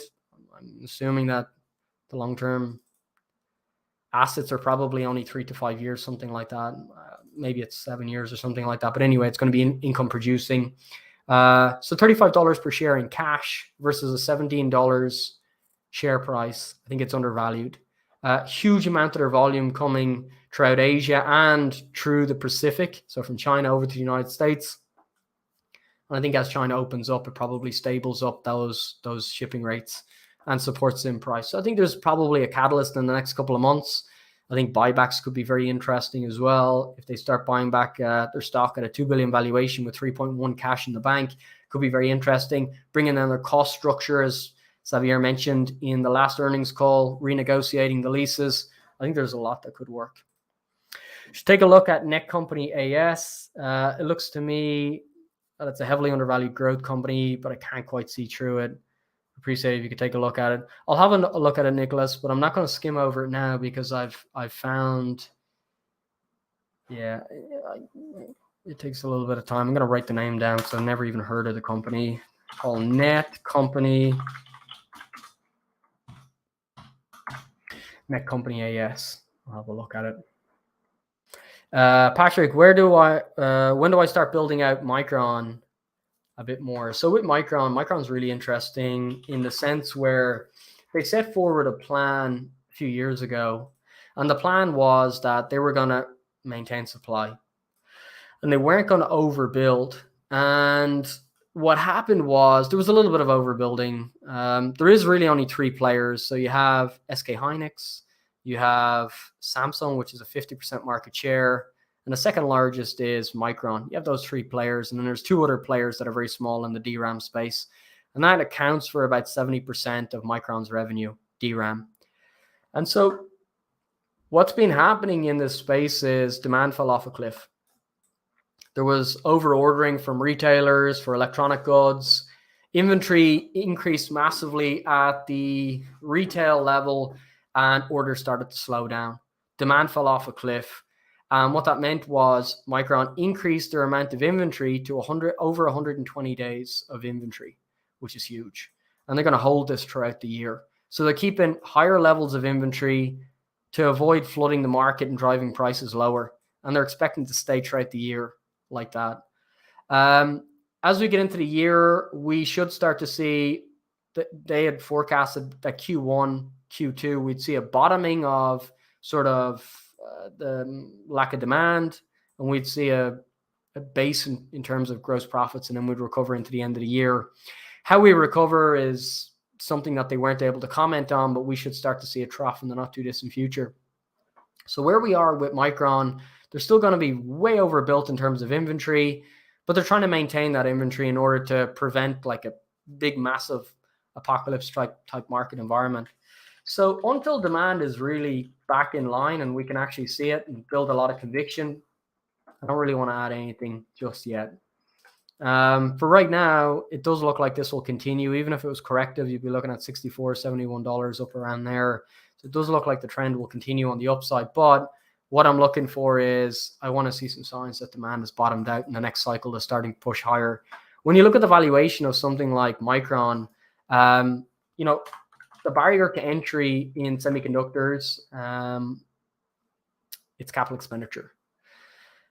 It costs a hell of a lot of money in order to, it's not just the money that it takes to build to compete with something like Micron. It's also the time. It takes 7 to 10 years. It would take 7 to 10 years plus tens of billions of dollars to compete in the memory space. So it's not just about capital expenditures. It's also about time it would take that you would have to burn cash before you'd make a dime on that. So when you look at the book value per share, this to me is book value per share is somewhere in around 43.68. That's the replacement value of the company. If you look at its book value per share, it should be here somewhere. There it is there. We're trading at about a 26% premium to its book value per share, which means that I can have the assets today for a specific price rather than wait 7 to 10 years and then have to market and try and sell my product. So when you're looking at the valuation, I mean, historically, it is pretty low. We should start to see a slowdown in terms of the big, massive volatility in its valuation. But right now, a 26% premium to its book value, I think it's cheap, but I want to see demand bottom out first. So I'm just being patient. It's why I sort of have diversified portfolios to give a little bit more time. Let me see what other questions are here. So Excelexis, we went over that one. There was a question on Hasbro somewhere. Hasbro is not a company I own, but it's definitely interesting. I don't know where it went. There it is. Sorry. Can you talk more about your conviction in Hasbro? I don't own Hasbro, but there's a firm called Alta Fox. So Hasbro, for those of you that don't know Hasbro, you actually really do know Hasbro. You know Twister and stuff like that you buy at Christmas, like Monopoly. Hasbro makes that. And they also have another franchise called World of the Coast, which is incredibly profitable. It's about 50% of their earnings. And Alta Fox believe it's about 70% of their valuation. And what they were trying to push to do is create a spin-off. So the market, like if you do a sum of the parts valuation, you get a higher multiple for World of the Coast. And then if the current multiple of Hasbro was paid for the rest of the business, you double your money. They were pretty unsuccessful, but management are on notice.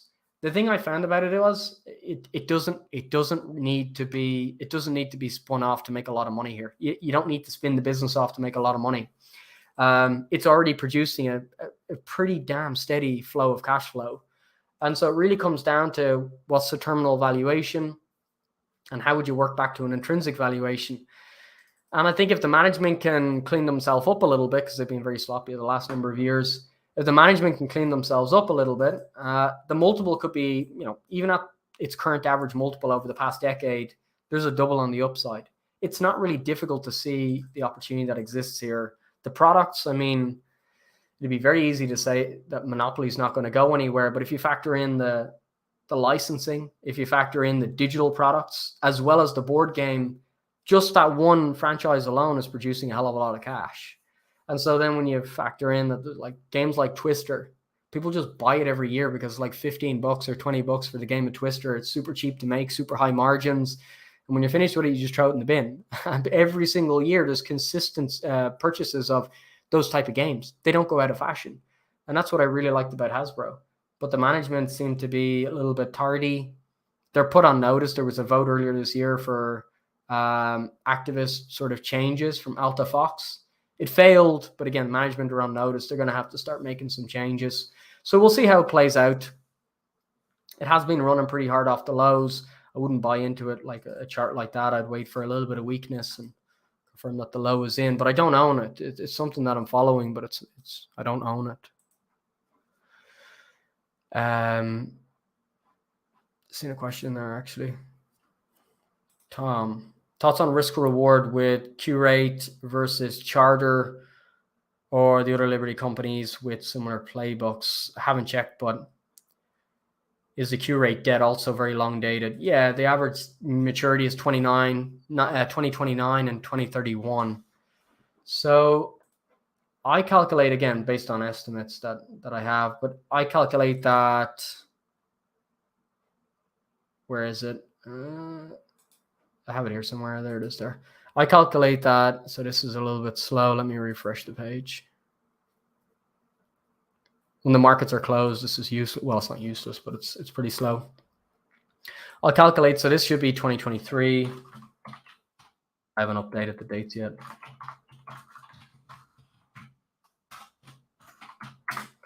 So I calculate that in 2023, they'll produce 550 million in unlevered cash flow, 640, 2024, 2025, over $1 billion, over $1 billion, over $1 billion. So I like even at 574 million or 70, whatever it is, the market cap is 741 million. So if you pay down your highest yielding debt, what does that mean? Well, your debt levels go down, your enterprise value goes down, but your interest expense goes down, and you start to see an increase in your income. Now, it really comes down to what you think that. So if you have a look at Qrate's,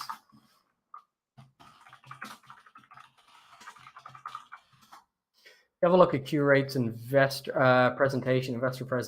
Where is it? It's here somewhere. Presentations. If you have a look at their presentation, what you'll find really interesting. So the question with Qrate is simply, are those earnings going to hold up or are they going to collapse?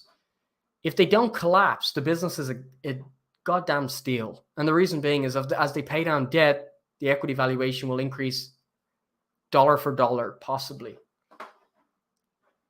And what that means is you could see it double for a couple of years in a row. Why is this not opening? It's not opening. Opening desktop app. But you guys can't see that. All right, 1 second. I'll change it.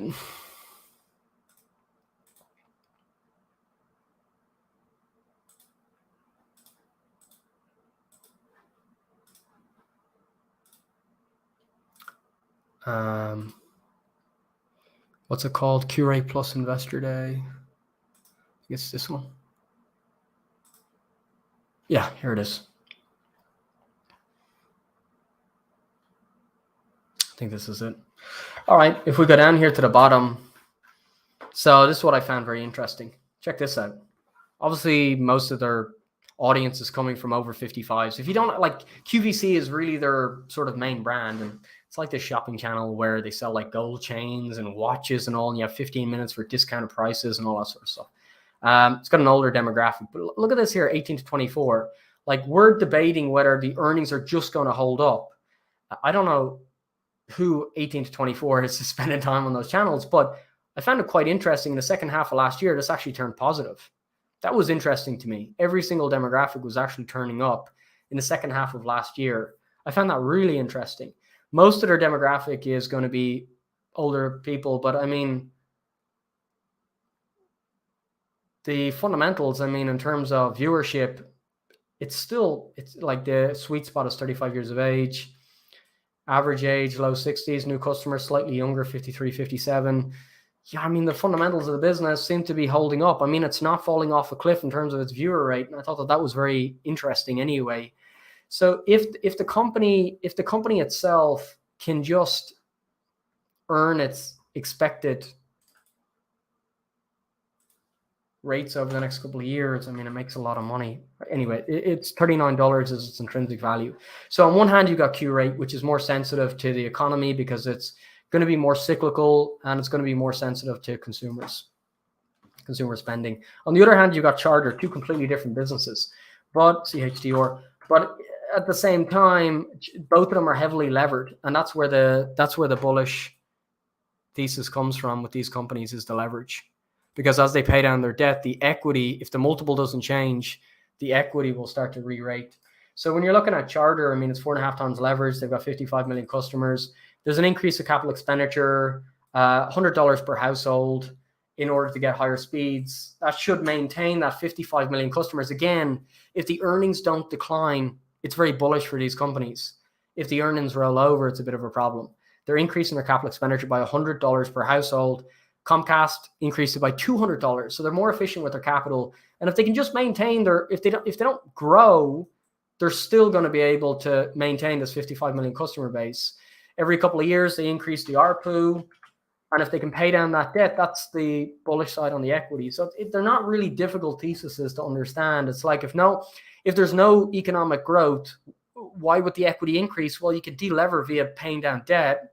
And if you've got an enterprise value to EBITDA of 10, for argument's sake, and you've got $5 billion in equity and $5 billion in debt, that makes up that $10 billion and no cash. Let's say you paid down $1 billion in debt. Well, the debt level goes down to 4. And if we still have 10 times and flat earnings, well, the equity would have to increase then to 6 billion to maintain that valuation. And that's sort of the way of looking at it. It's pretty simple. Wizards of the Coast, yeah. What did I say? Coast of the Wizards? I'm not sure. They own Dungeons and Dragons and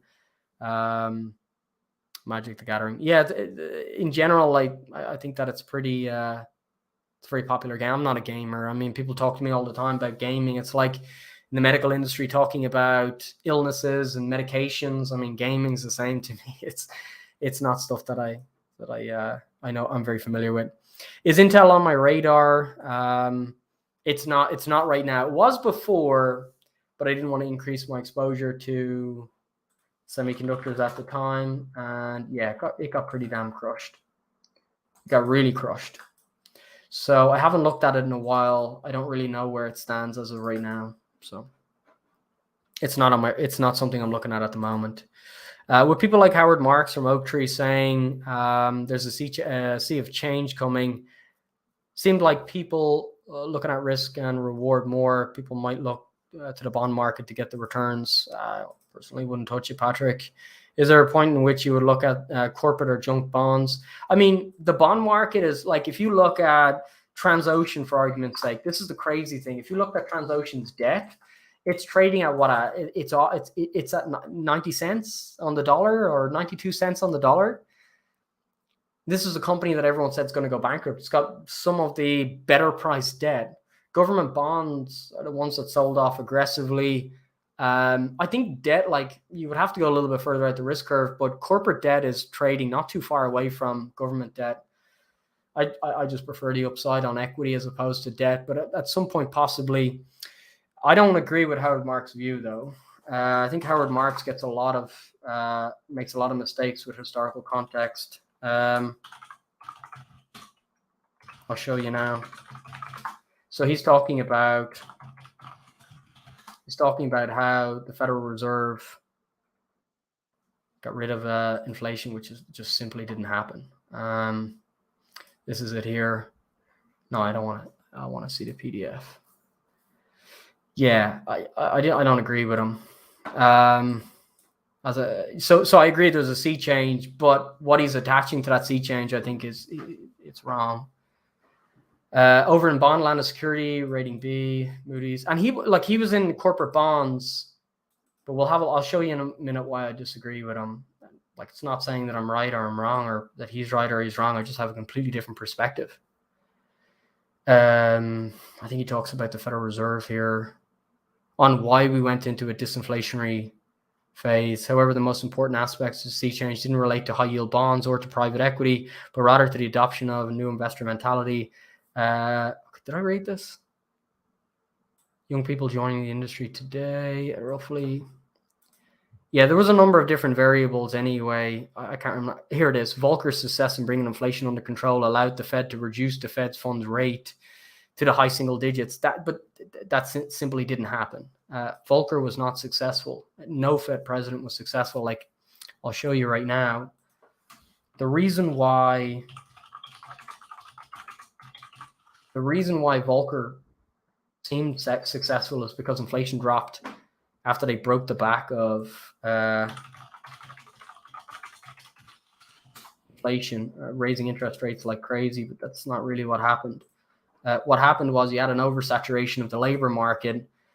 Demographics was ultimately what was driving inflation back then as well. And if you actually have a look at 1980 average hourly earnings, percent change from a year ago, you have a look at the average hourly earnings, it collapsed during that period in 1980. And the reason being is 1964 was the last baby boomer that was born. After the World War ended, you had this big, massive boom in births between 1946 to 1964. They were known as the baby boomer age. 1964 plus 18 years of age gives you 1982. As we got into the early 80s, you had a massive oversaturation of labor. And ultimately, what ended up happening was earnings essentially got completely liquidated. Wage growth collapsed. And that's what ultimately broke inflation, was a big, massive collapse in wages. That created a big, massive sea change in disinflationary pressures. And the reason why I say the Fed didn't break the back of inflation is because if I measure this with CPI, if we can find a date back far enough, CPI all over near this one here, ad series. We'll put that on the right section, and we'll do year over year as well. So if you look at this period here, you have high inflation, high interest rates. Then you had so just look at this chart here. In red on year over year, you've got inflation, CPI, and it ran higher with higher Fed funds rate, but it ran higher from 1966 all the way into 1970. And then it rolled over with higher interest rates. And then it ran again, and then it rolled over. And people give Paul Volcker credit because inflation rolled over and it never increased again. It didn't not increase because Volcker raised interest rates to a point where he broke the back of inflation. It didn't increase because we had an oversaturation of labor back in the 1980s.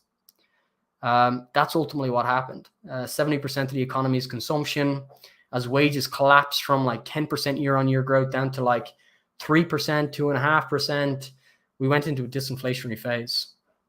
So that was I did read this, but I disagreed with his view on Volcker wasn't successful at all. I mean, that's a complete misnomer. And it's frustrating to hear that today, because back then you had 30% debt to GDP. I mean, the consequences back then are nowhere near what they are today. So people egging Jerome Powell on to raise interest rates haven't got a clue what the systemic risk factors to that.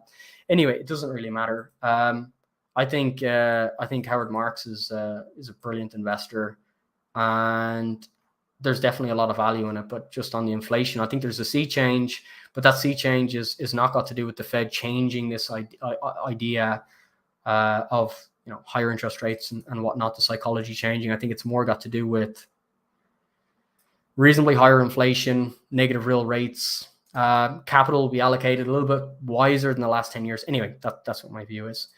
Johnny, not going to comment on MicroStrategy. I just don't think it's worth investing in whatsoever. And the reason being is it's just a leveraged play on Bitcoin, but you take all the risk and you don't get the same upside. And the reason why I say that is these guys took on massive amounts of interest-bearing debt, but also convertible bond. So that'll convert into equity, dilute your future returns to own Bitcoin. So if you're buying MicroStrategy, you have the risk of default. Whereas if you just went out and bought Bitcoin, Your Bitcoin isn't going to default. Can it go to zero? Yeah, sure. But you don't have default risk. So if you're going to own MicroStrategy, I mean, what's productive about owning MicroStrategy? Just go out and buy Bitcoin, if that's what your view is. Overstock is, look, my view hasn't changed on Overstock. I went over this in the last stream. I think Overstock's going to perform incredibly well. So there's a number of different ways in which you can get paid out on Overstock. So one way in which you can get paid out is you have Medici over here in a basket that Pelion are overseeing. So we'll just put an M here. And in there's a number of different companies that I happen to believe are worth a lot of money. And if you understand the structure of those businesses, you'll understand why they have a competitive advantage and why the possibility for them to scale into very large businesses actually there. Go check out the last live stream. I went over in a little bit more detail. But we have Overstock over here. Overstock. Whoops. So we have Overstock over here, and these shares are trading based on an e-commerce business. But they own 99% of Medici Ventures, and Medici Ventures owns a percentage of all these little companies. And so as these companies spin off, maybe one IPOs, well, the shares will be distributed back to Overstock, and we might receive them as dividends.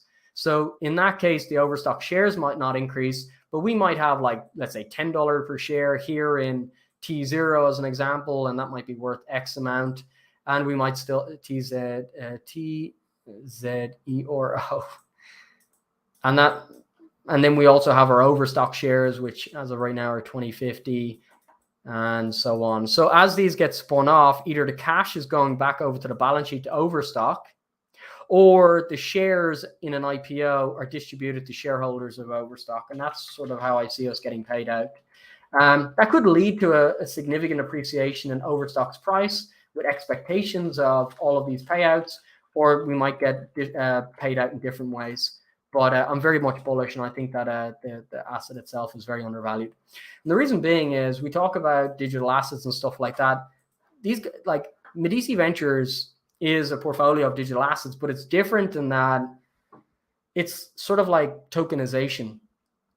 What I mean by that is they're using the blockchain, like T0. Like right now, to settle a stock, it's T+2, right? And what that means is it's 2 days. It takes 2 days to settle a stock transaction. T0, the name of the company is T0, like it's going to be executed right away using blockchain technology.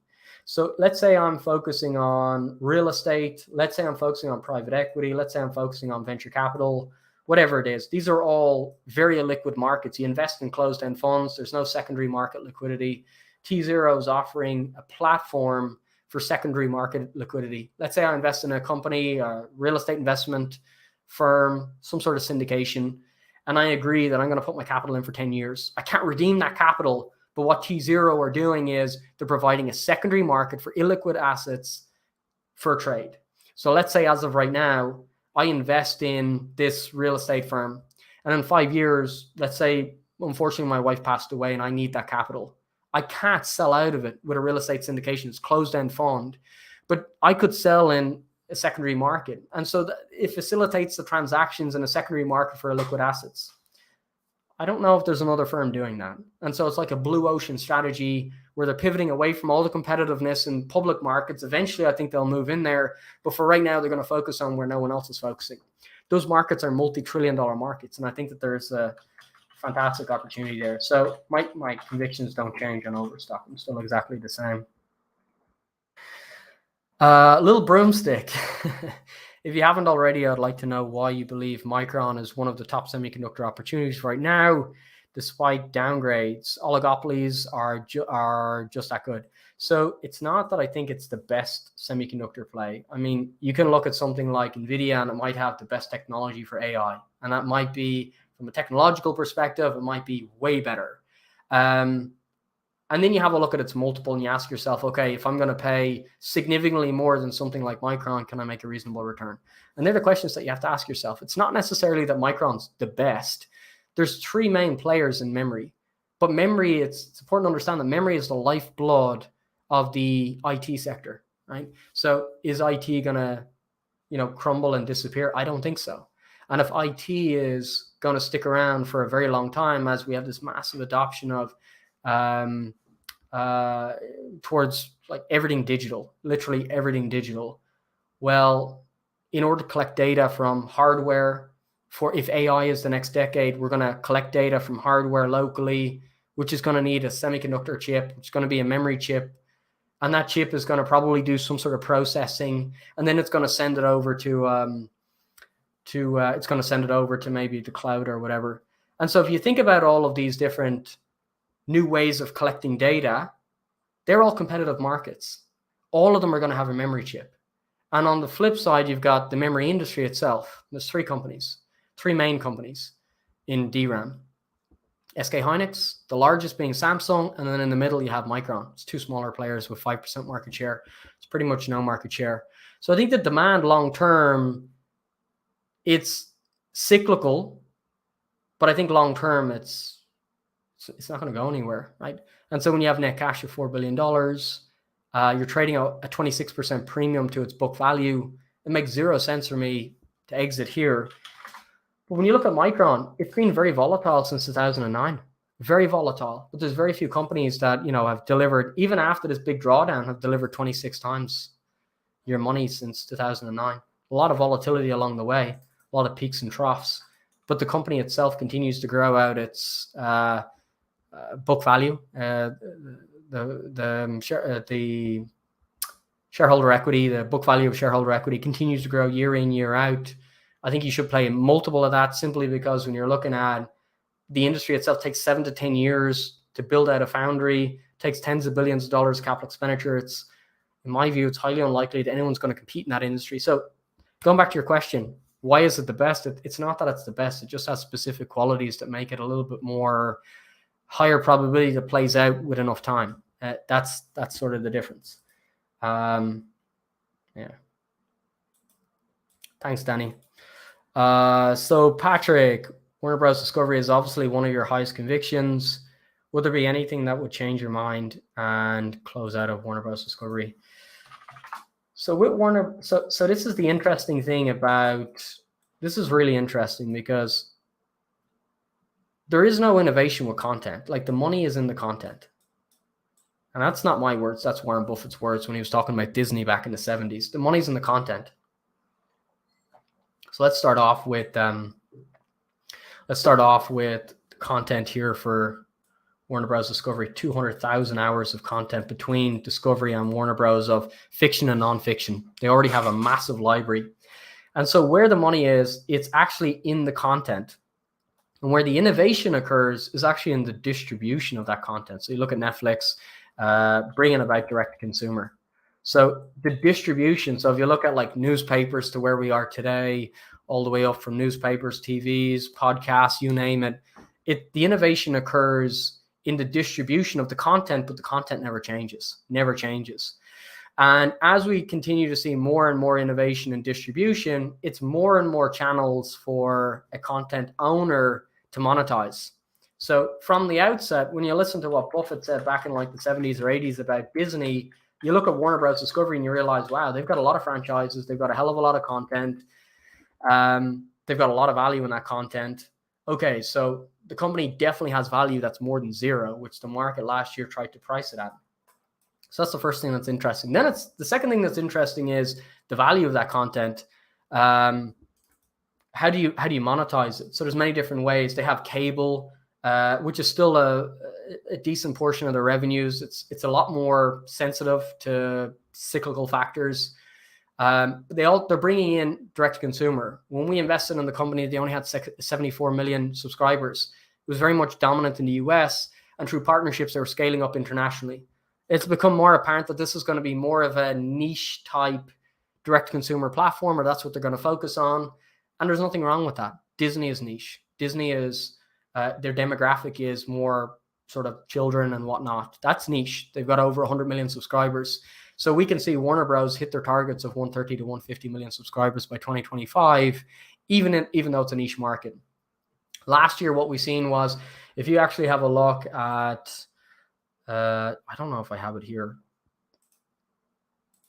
I'll pull it up anyway. Last year, you see EBIT was negative. Yeah, you can see changes in working capital last year was negative $9 billion. What was that? They were writing down assets. So for tax loss reasons, they'll be able to write these down over the next couple of years. They had a window in which they had to write off assets as a non-cash expense. So if you have a look here, you've got depreciation of 5 billion, but there's also asset write-downs here somewhere. Merger restructuring charges 3 billion, but asset write-downs. Okay, so I think it's over here. The asset write-downs probably shows up.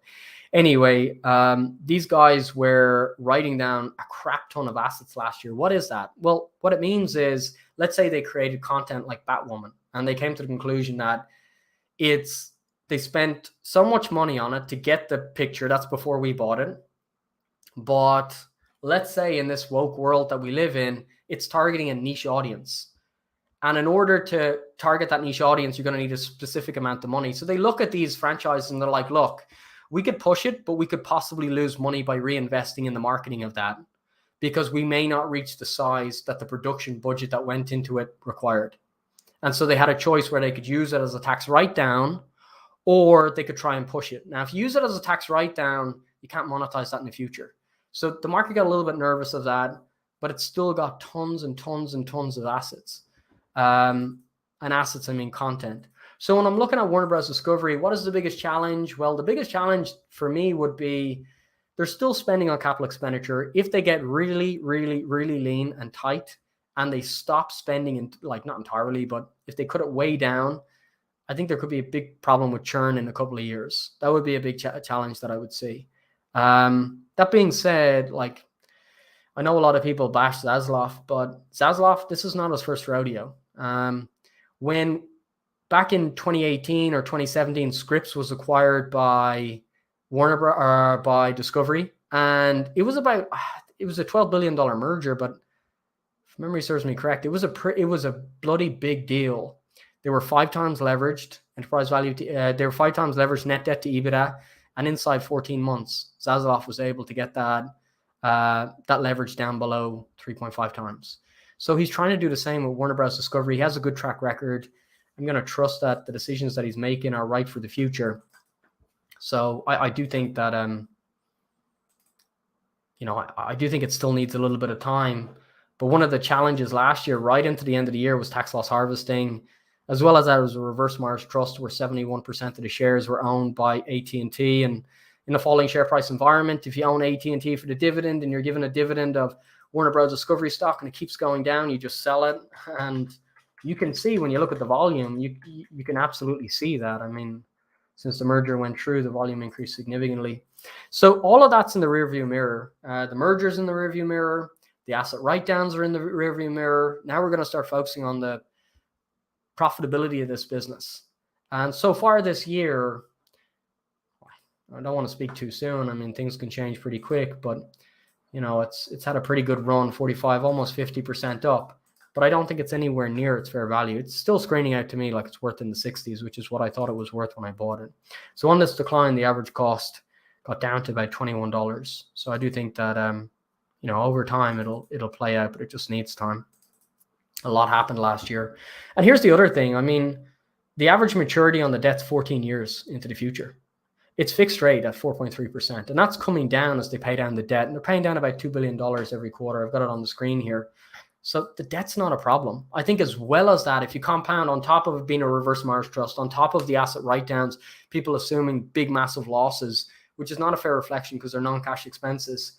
On top of all of that, I think with interest rates rising, people are like, oh my God, Warner Bros. Have $50 billion in debt. They're not going to be able to service it. It's fixed rate, 4.3%. Average maturity, 14 years. Plenty of cash flow to pay for it. Not a problem. So, I mean, I can only speak for myself. I don't think the fundamentals have deviated massively, but I do think there's been an awful lot that drove it down to bizarre levels. But anyway, hopefully it starts to re-rate. We'll see. Do you think a large reason for the decline in WBD is AT&T shareholder? Yeah, I think that's part of it. Yeah, I think that's part of it. That was the first reverse Morris trust that I invested in. So obviously when I look into a reverse Morris trust, I'm like, you spin off a division of your business into a already existing vehicle and it can be tax-free. Okay, great. But there's caveats, and one of the caveats would be the company spinning off the division becomes the largest shareholder in that division. Okay, that's a caveat. In my mind, I'm like, fine, whatever. Company's still undervalued. Great. The combined business will be able to generate significant cash flows. No problem whatsoever. But I guess the variable that I didn't consider is that 71% of the shares went to AT&T in a falling share price environment. And then it's less about fundamentals and it's more about, what do you want? Like, it's more about sentiment and whatnot. And I think that probably had a part to play last year. Hopefully it's in the rearview mirror and we're done, but we'll see. Okay, guys, I don't see any more questions. If anyone has any questions, fire away.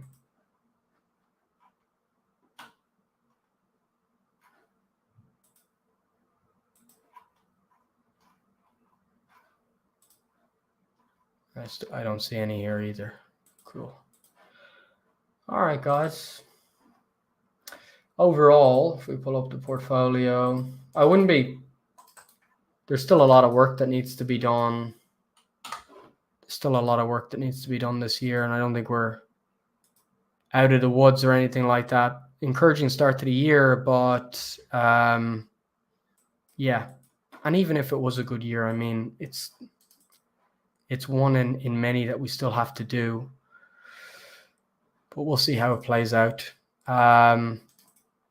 We can only line up all the ducks in a row, place our bets, be patient, and then over time, we're looking for more to be right than wrong, and the ones that play will be a multiple above in terms of returns than the ones that lose. Like, you look at Transocean, I mean, it's actually really interesting. You look at a lot of these companies. So if you look at Crocs, I use Crocs because it went down so quick and then it went up so quick. But this was a piece of crap plastic shoe company 9 months ago. And now I'm seeing every single news outlet, Crocs is on it somewhere about how great the company is. The company was always great. It was always very profitable, incredibly profitable. But the falling share prices, the fundamentals never changed. They grew 53% last year. It traded down as low as 4.6 times price to earnings. And so it was just a bizarre valuation it got to when the fundamentals didn't change. But price determines people's sentiment. And sometimes it's hard to think through that. So Crocs was one. Warner Bros. Discovery that's where we are as of right now. The last year, everyone's bashed the company. We'll see if it recovers. Obviously, that's where my bets are lying. I think that it's significantly undervalued. I think it's got a long way to go on the upside over the next couple of years. Just needs a little bit of patience. Eventually, I'd like to say the same for Overstock, which I still believe is going to be the case. It might have already bottomed if liquidity has bottomed. But these type of plays, like what you've seen with Crocs, it's very easy to say it's a piece of crap. Transocean is the same, where, believe it or not, I first scaled into this in May 2020, and I paid $1.27. So I'm used to the volatility in this now for some time. I was down as much as 50%, and then it went up, and then it done nothing. It was in a range of negative 50% to positive 100%, and it didn't do anything. But what happened to the fundamentals over that period? We've seen more contracts, longer durations, higher day rates, profitability increasing, refinancing. Right, so you've seen all of these different things happen, but nothing to the share price. Now it's starting to break out. Now it's finally starting to fairly reflect those fundamentals. So now we get paid, but it took a long time of very frustrating price action before it plays out like that. And that's sort of like when you diversify, you buy yourself some time to get away with that. But it takes some time, yeah. Baxter, is that at the same price it was in 2016? Do you think that it is much better business here now in 2023 and much better opportunity today? Can you elaborate why, please, if you haven't already? So Baxter made a acquisition in 2021, and they acquired a company called Hillrom, and that acquisition was a botched acquisition. It was a botched acquisition, and it brought a lot of scrutiny from the FDA. And the reason being is the beds, they sold smart beds. These smart beds would tell you when you pissed the bed if you're in a hospital room. But what the beds were doing was interfering with other diagnostic instruments within the hospital room. And so they had to recall like 9,000 beds. Now, there was absolutely no injuries, but they had to recall the beds, and the FDA were like, listen, that's absolutely horrendous. And so you got a lot of negative sentiment there. There was concerns over overpaying and all that sort of stuff. So that creates this scenario where the share price is considered to be way overvalued. It's going to be big, massive drawdowns in earnings, all of these big, massive risks, negative sentiment, fine, whatever. What we paid for the business was about a 50% discount to when all that started. So I can only base my sort of judgment on the company based on what I paid for it. Some of the challenges for the company, okay, maybe they overpaid for Hillrom. I'm not going to pass judgment on that. I think that, the risks with the FDA scrutiny will pass. But one of the biggest challenges was the increase in costs relative to the fixed rate contracts that they have. And those contracts expire in 2024. So inflation was the biggest problem. Inflation really started to jump in February, and that's when this share price started to dump pretty hard. We're in 2023 now. You're starting to see input raw material prices, whether it's energy or whatever it is, commodities have come down massively. Wage growth starting to slow down. It's gone from 6.4% down to it's only 6.2, but it's not increasing any further. And as we get into 2024, what's going to happen? We'll be able to renegotiate those contracts. But here's the thing. The market re-rate, the reason why it's down 50% is to fairly reflect the less profit that the company's going to make. The margins went down. I think it was 21% down to 15. So with Baxter, it's very easy to look at it and say, wow, what a terrible business. But at the end of the day, we're not paying terrible prices for it. So, it wasn't this, but the margins went down about 3%. I'm not sure what I was looking at that went from 21 down. The margins for Baxter have gone down about 3%, and that's obviously input prices going up, fixed rate revenue. It's a bit of a challenge. I like Baxter a lot. I think that the market will start to fairly price it. Like the latest thing, the reason why it's selling off here, the latest thing is they're going to split up the business. They're going to do a spin-off. Now, this is really interesting, actually. Actually, we'll go over to the SEC.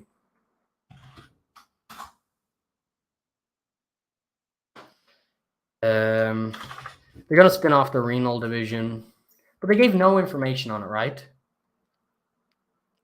And no, not this one.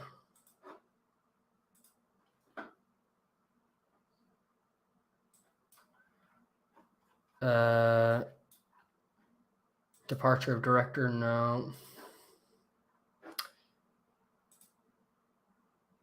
Where is it?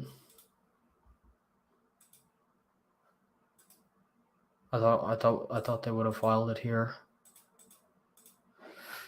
Okay, it's not here. Anyway, they're going to spin off the renal division, and the reason why they're doing it is streamline their manufacturing process. So go back to why essentially the share price is down 50%. It's down 50% because margins got crushed because of input costs into the manufacturing and the fixed rate contracts. They're trying to solve for that, spin off the renal division, strategic sort of changes to two smaller divisions. It's like outsourcing manufacturing capabilities. Anyway, they're trying to diversify the business. They've given us no information. They just said that that's the plan. It'll be done in 12 to 18 months. We'll talk about it in the next earnings call. You've got a downgrade. And if you go through that, it's only 2 pages long. You'll find it on their webpage. It doesn't tell you anything. Now, you can do some of the parts valuation if you wish, but I don't think you're going to get anything different because it's trading at a discount relative to its fair multiple over the past number of years.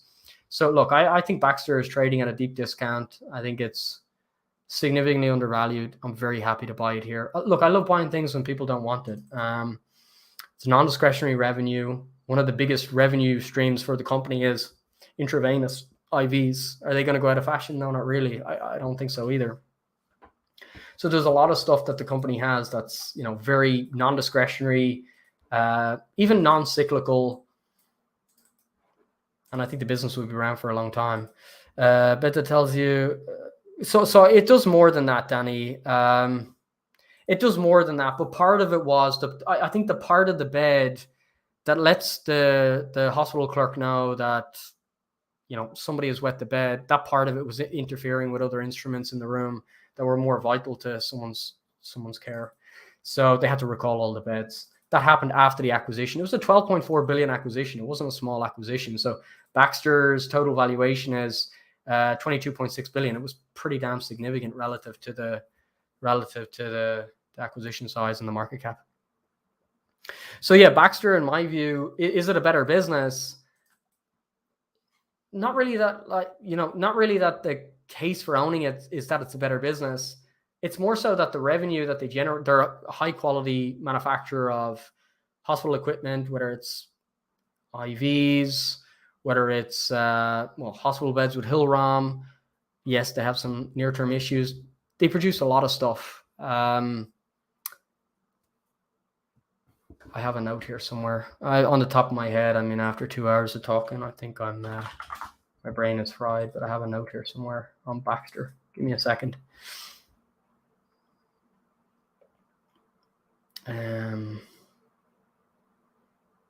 Which one of these is it?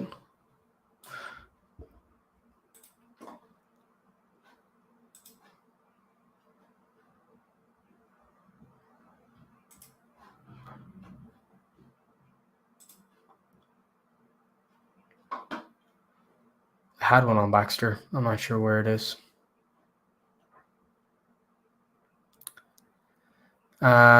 Anyway, look, they're a high quality manufacturer of a number of different products and services in the healthcare space. Valuation is coming in very cheap.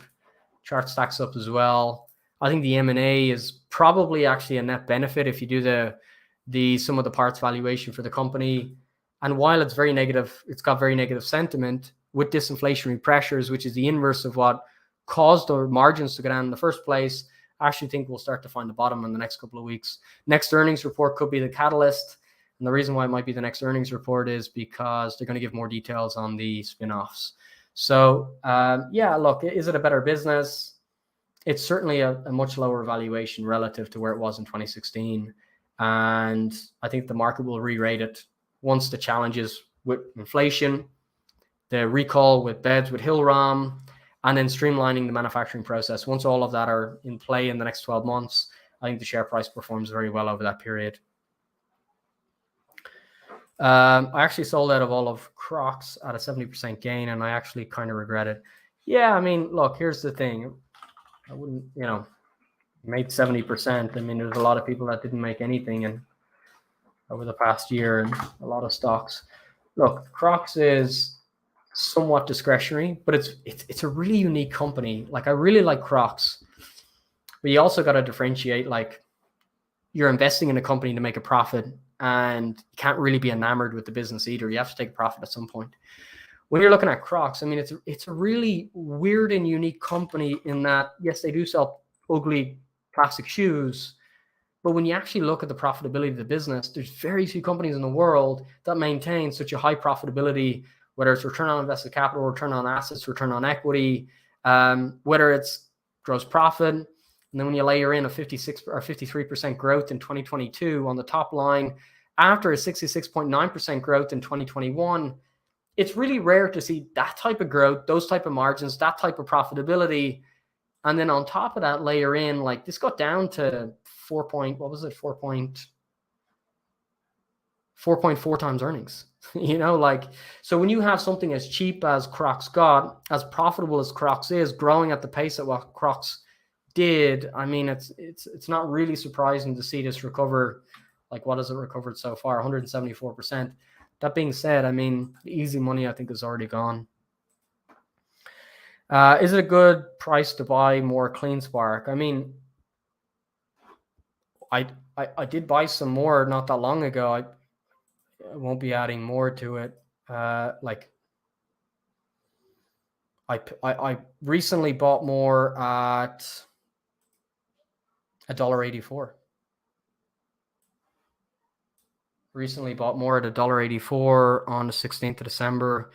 Bought some at $2.02, 7th of December, $2.25, $2.65. Been buying the whole way down. Paid $9.74, paid $1.84. But here's the thing, like, a lot of people might look at I might say that I'm going to buy it at $9, and I might buy it at $9, but the amount that I actually invest in the company is proportional to the risk of that valuation. As it goes lower, I get heavier and heavier and heavier. And I'm quite happy to hold it at much lower prices. I built it up to it's 3.1% of the portfolio. In fact, I put all of the Bitcoin position into it. But yeah, I've been buying it recently. So yeah, that should answer. I bought at higher prices and I bought at lower prices. Okay, have we got any more questions?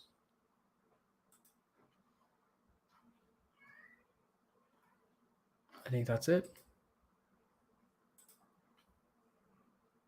If anyone else has any questions, fire away. Quite happy to help if and where I can. Just on Crocs as well. I've also cut back Crocs. I don't know if you guys noticed it, but it was over 10% of the portfolio. And I sold out about 60. I sold it down about 60%, maybe a little bit more. So Crocs is a smaller portion of the portfolio, and I've been using it to invest in Exelixis and Baxter. And both of those, I think, over the next 1-2 years will perform very well. I think the easy money in Crocs is already being made, but again, I have a valuation of $180. So I mean, there's still some upside to be had there. If it gets closer to 180, and let's see, where's Crocs here? There it is there. $177 is what I have it screened out at. So if it gets closer up to there, I might take a little bit more profit on it and just make sure we get paid for the risk that we take. Outside of that, I mean, there's nothing else. Amazon's another business. It was kind of surprising to hear people say that Amazon's dead, but I mean, I think it'll be around for a long time. Will I buy back Crocs if it pulls back in a wave 2? I mean, if it goes low enough, yeah. I mean, if there's a big enough margin of safety there, I will. The thing about Crocs is, it is discretionary at the end of the day as well. If we have a shallow recession this year, there is risk to Crocs' earnings. They've done incredibly well over the last couple of years. I mean, people thought the world was ending last year, and Crocs, an ugly shoe company, delivers 53% on the top line. It's pretty damn impressive. So there is a little bit of risk to the company. If it breaks down to a decent level again, would I buy more if there was a decent margin of safety? Yeah, absolutely. I'd buy it back. It's an incredible, if you understand how the business is built, you begin to realize why it's so profitable. They don't need any high grade human capital. They're location agnostic because the material is pretty easy to come by. So they don't need skilled labor. They don't need specific materials. They just need to offset the cost of distribution. So what they've done is to increase their capital expenditure, sort of decentralize their manufacturing in different regions, and then they produce goods for local regions. And that way, because they don't need skilled labor, because they're sort of location agnostic, it gives them a lot of ability to move around, maintain their costs, and take it from there. Weird question, but would you look into Playboy? I feel like it fits my type of arbitrage deep value kind of play. I could look into it, but I don't even think eToro have that. Do they? No, I couldn't even invest into it in the portfolio. Not a question, but I added to the copy when Crocs was at the lows. And when you sold, I had about 12% cash in the copy, whereas you had about 3%. Took out and we'll add back to the copy on any market dips. Okay, really appreciate that, Tom. What your decisions are is entirely up to you guys. But I really appreciate all the support. Thanks for joining, Tom. Okay, guys, I'm going to leave it there because it's turning into a bit of a rambling session. We'll do these more frequently. This is recorded, I think, so I can chop it up into smaller bits. And I'll post them as individual videos anyway. Really appreciate all your time, and we'll do it again probably in about 2 weeks. Have a great day, everyone, and thanks again for all your support.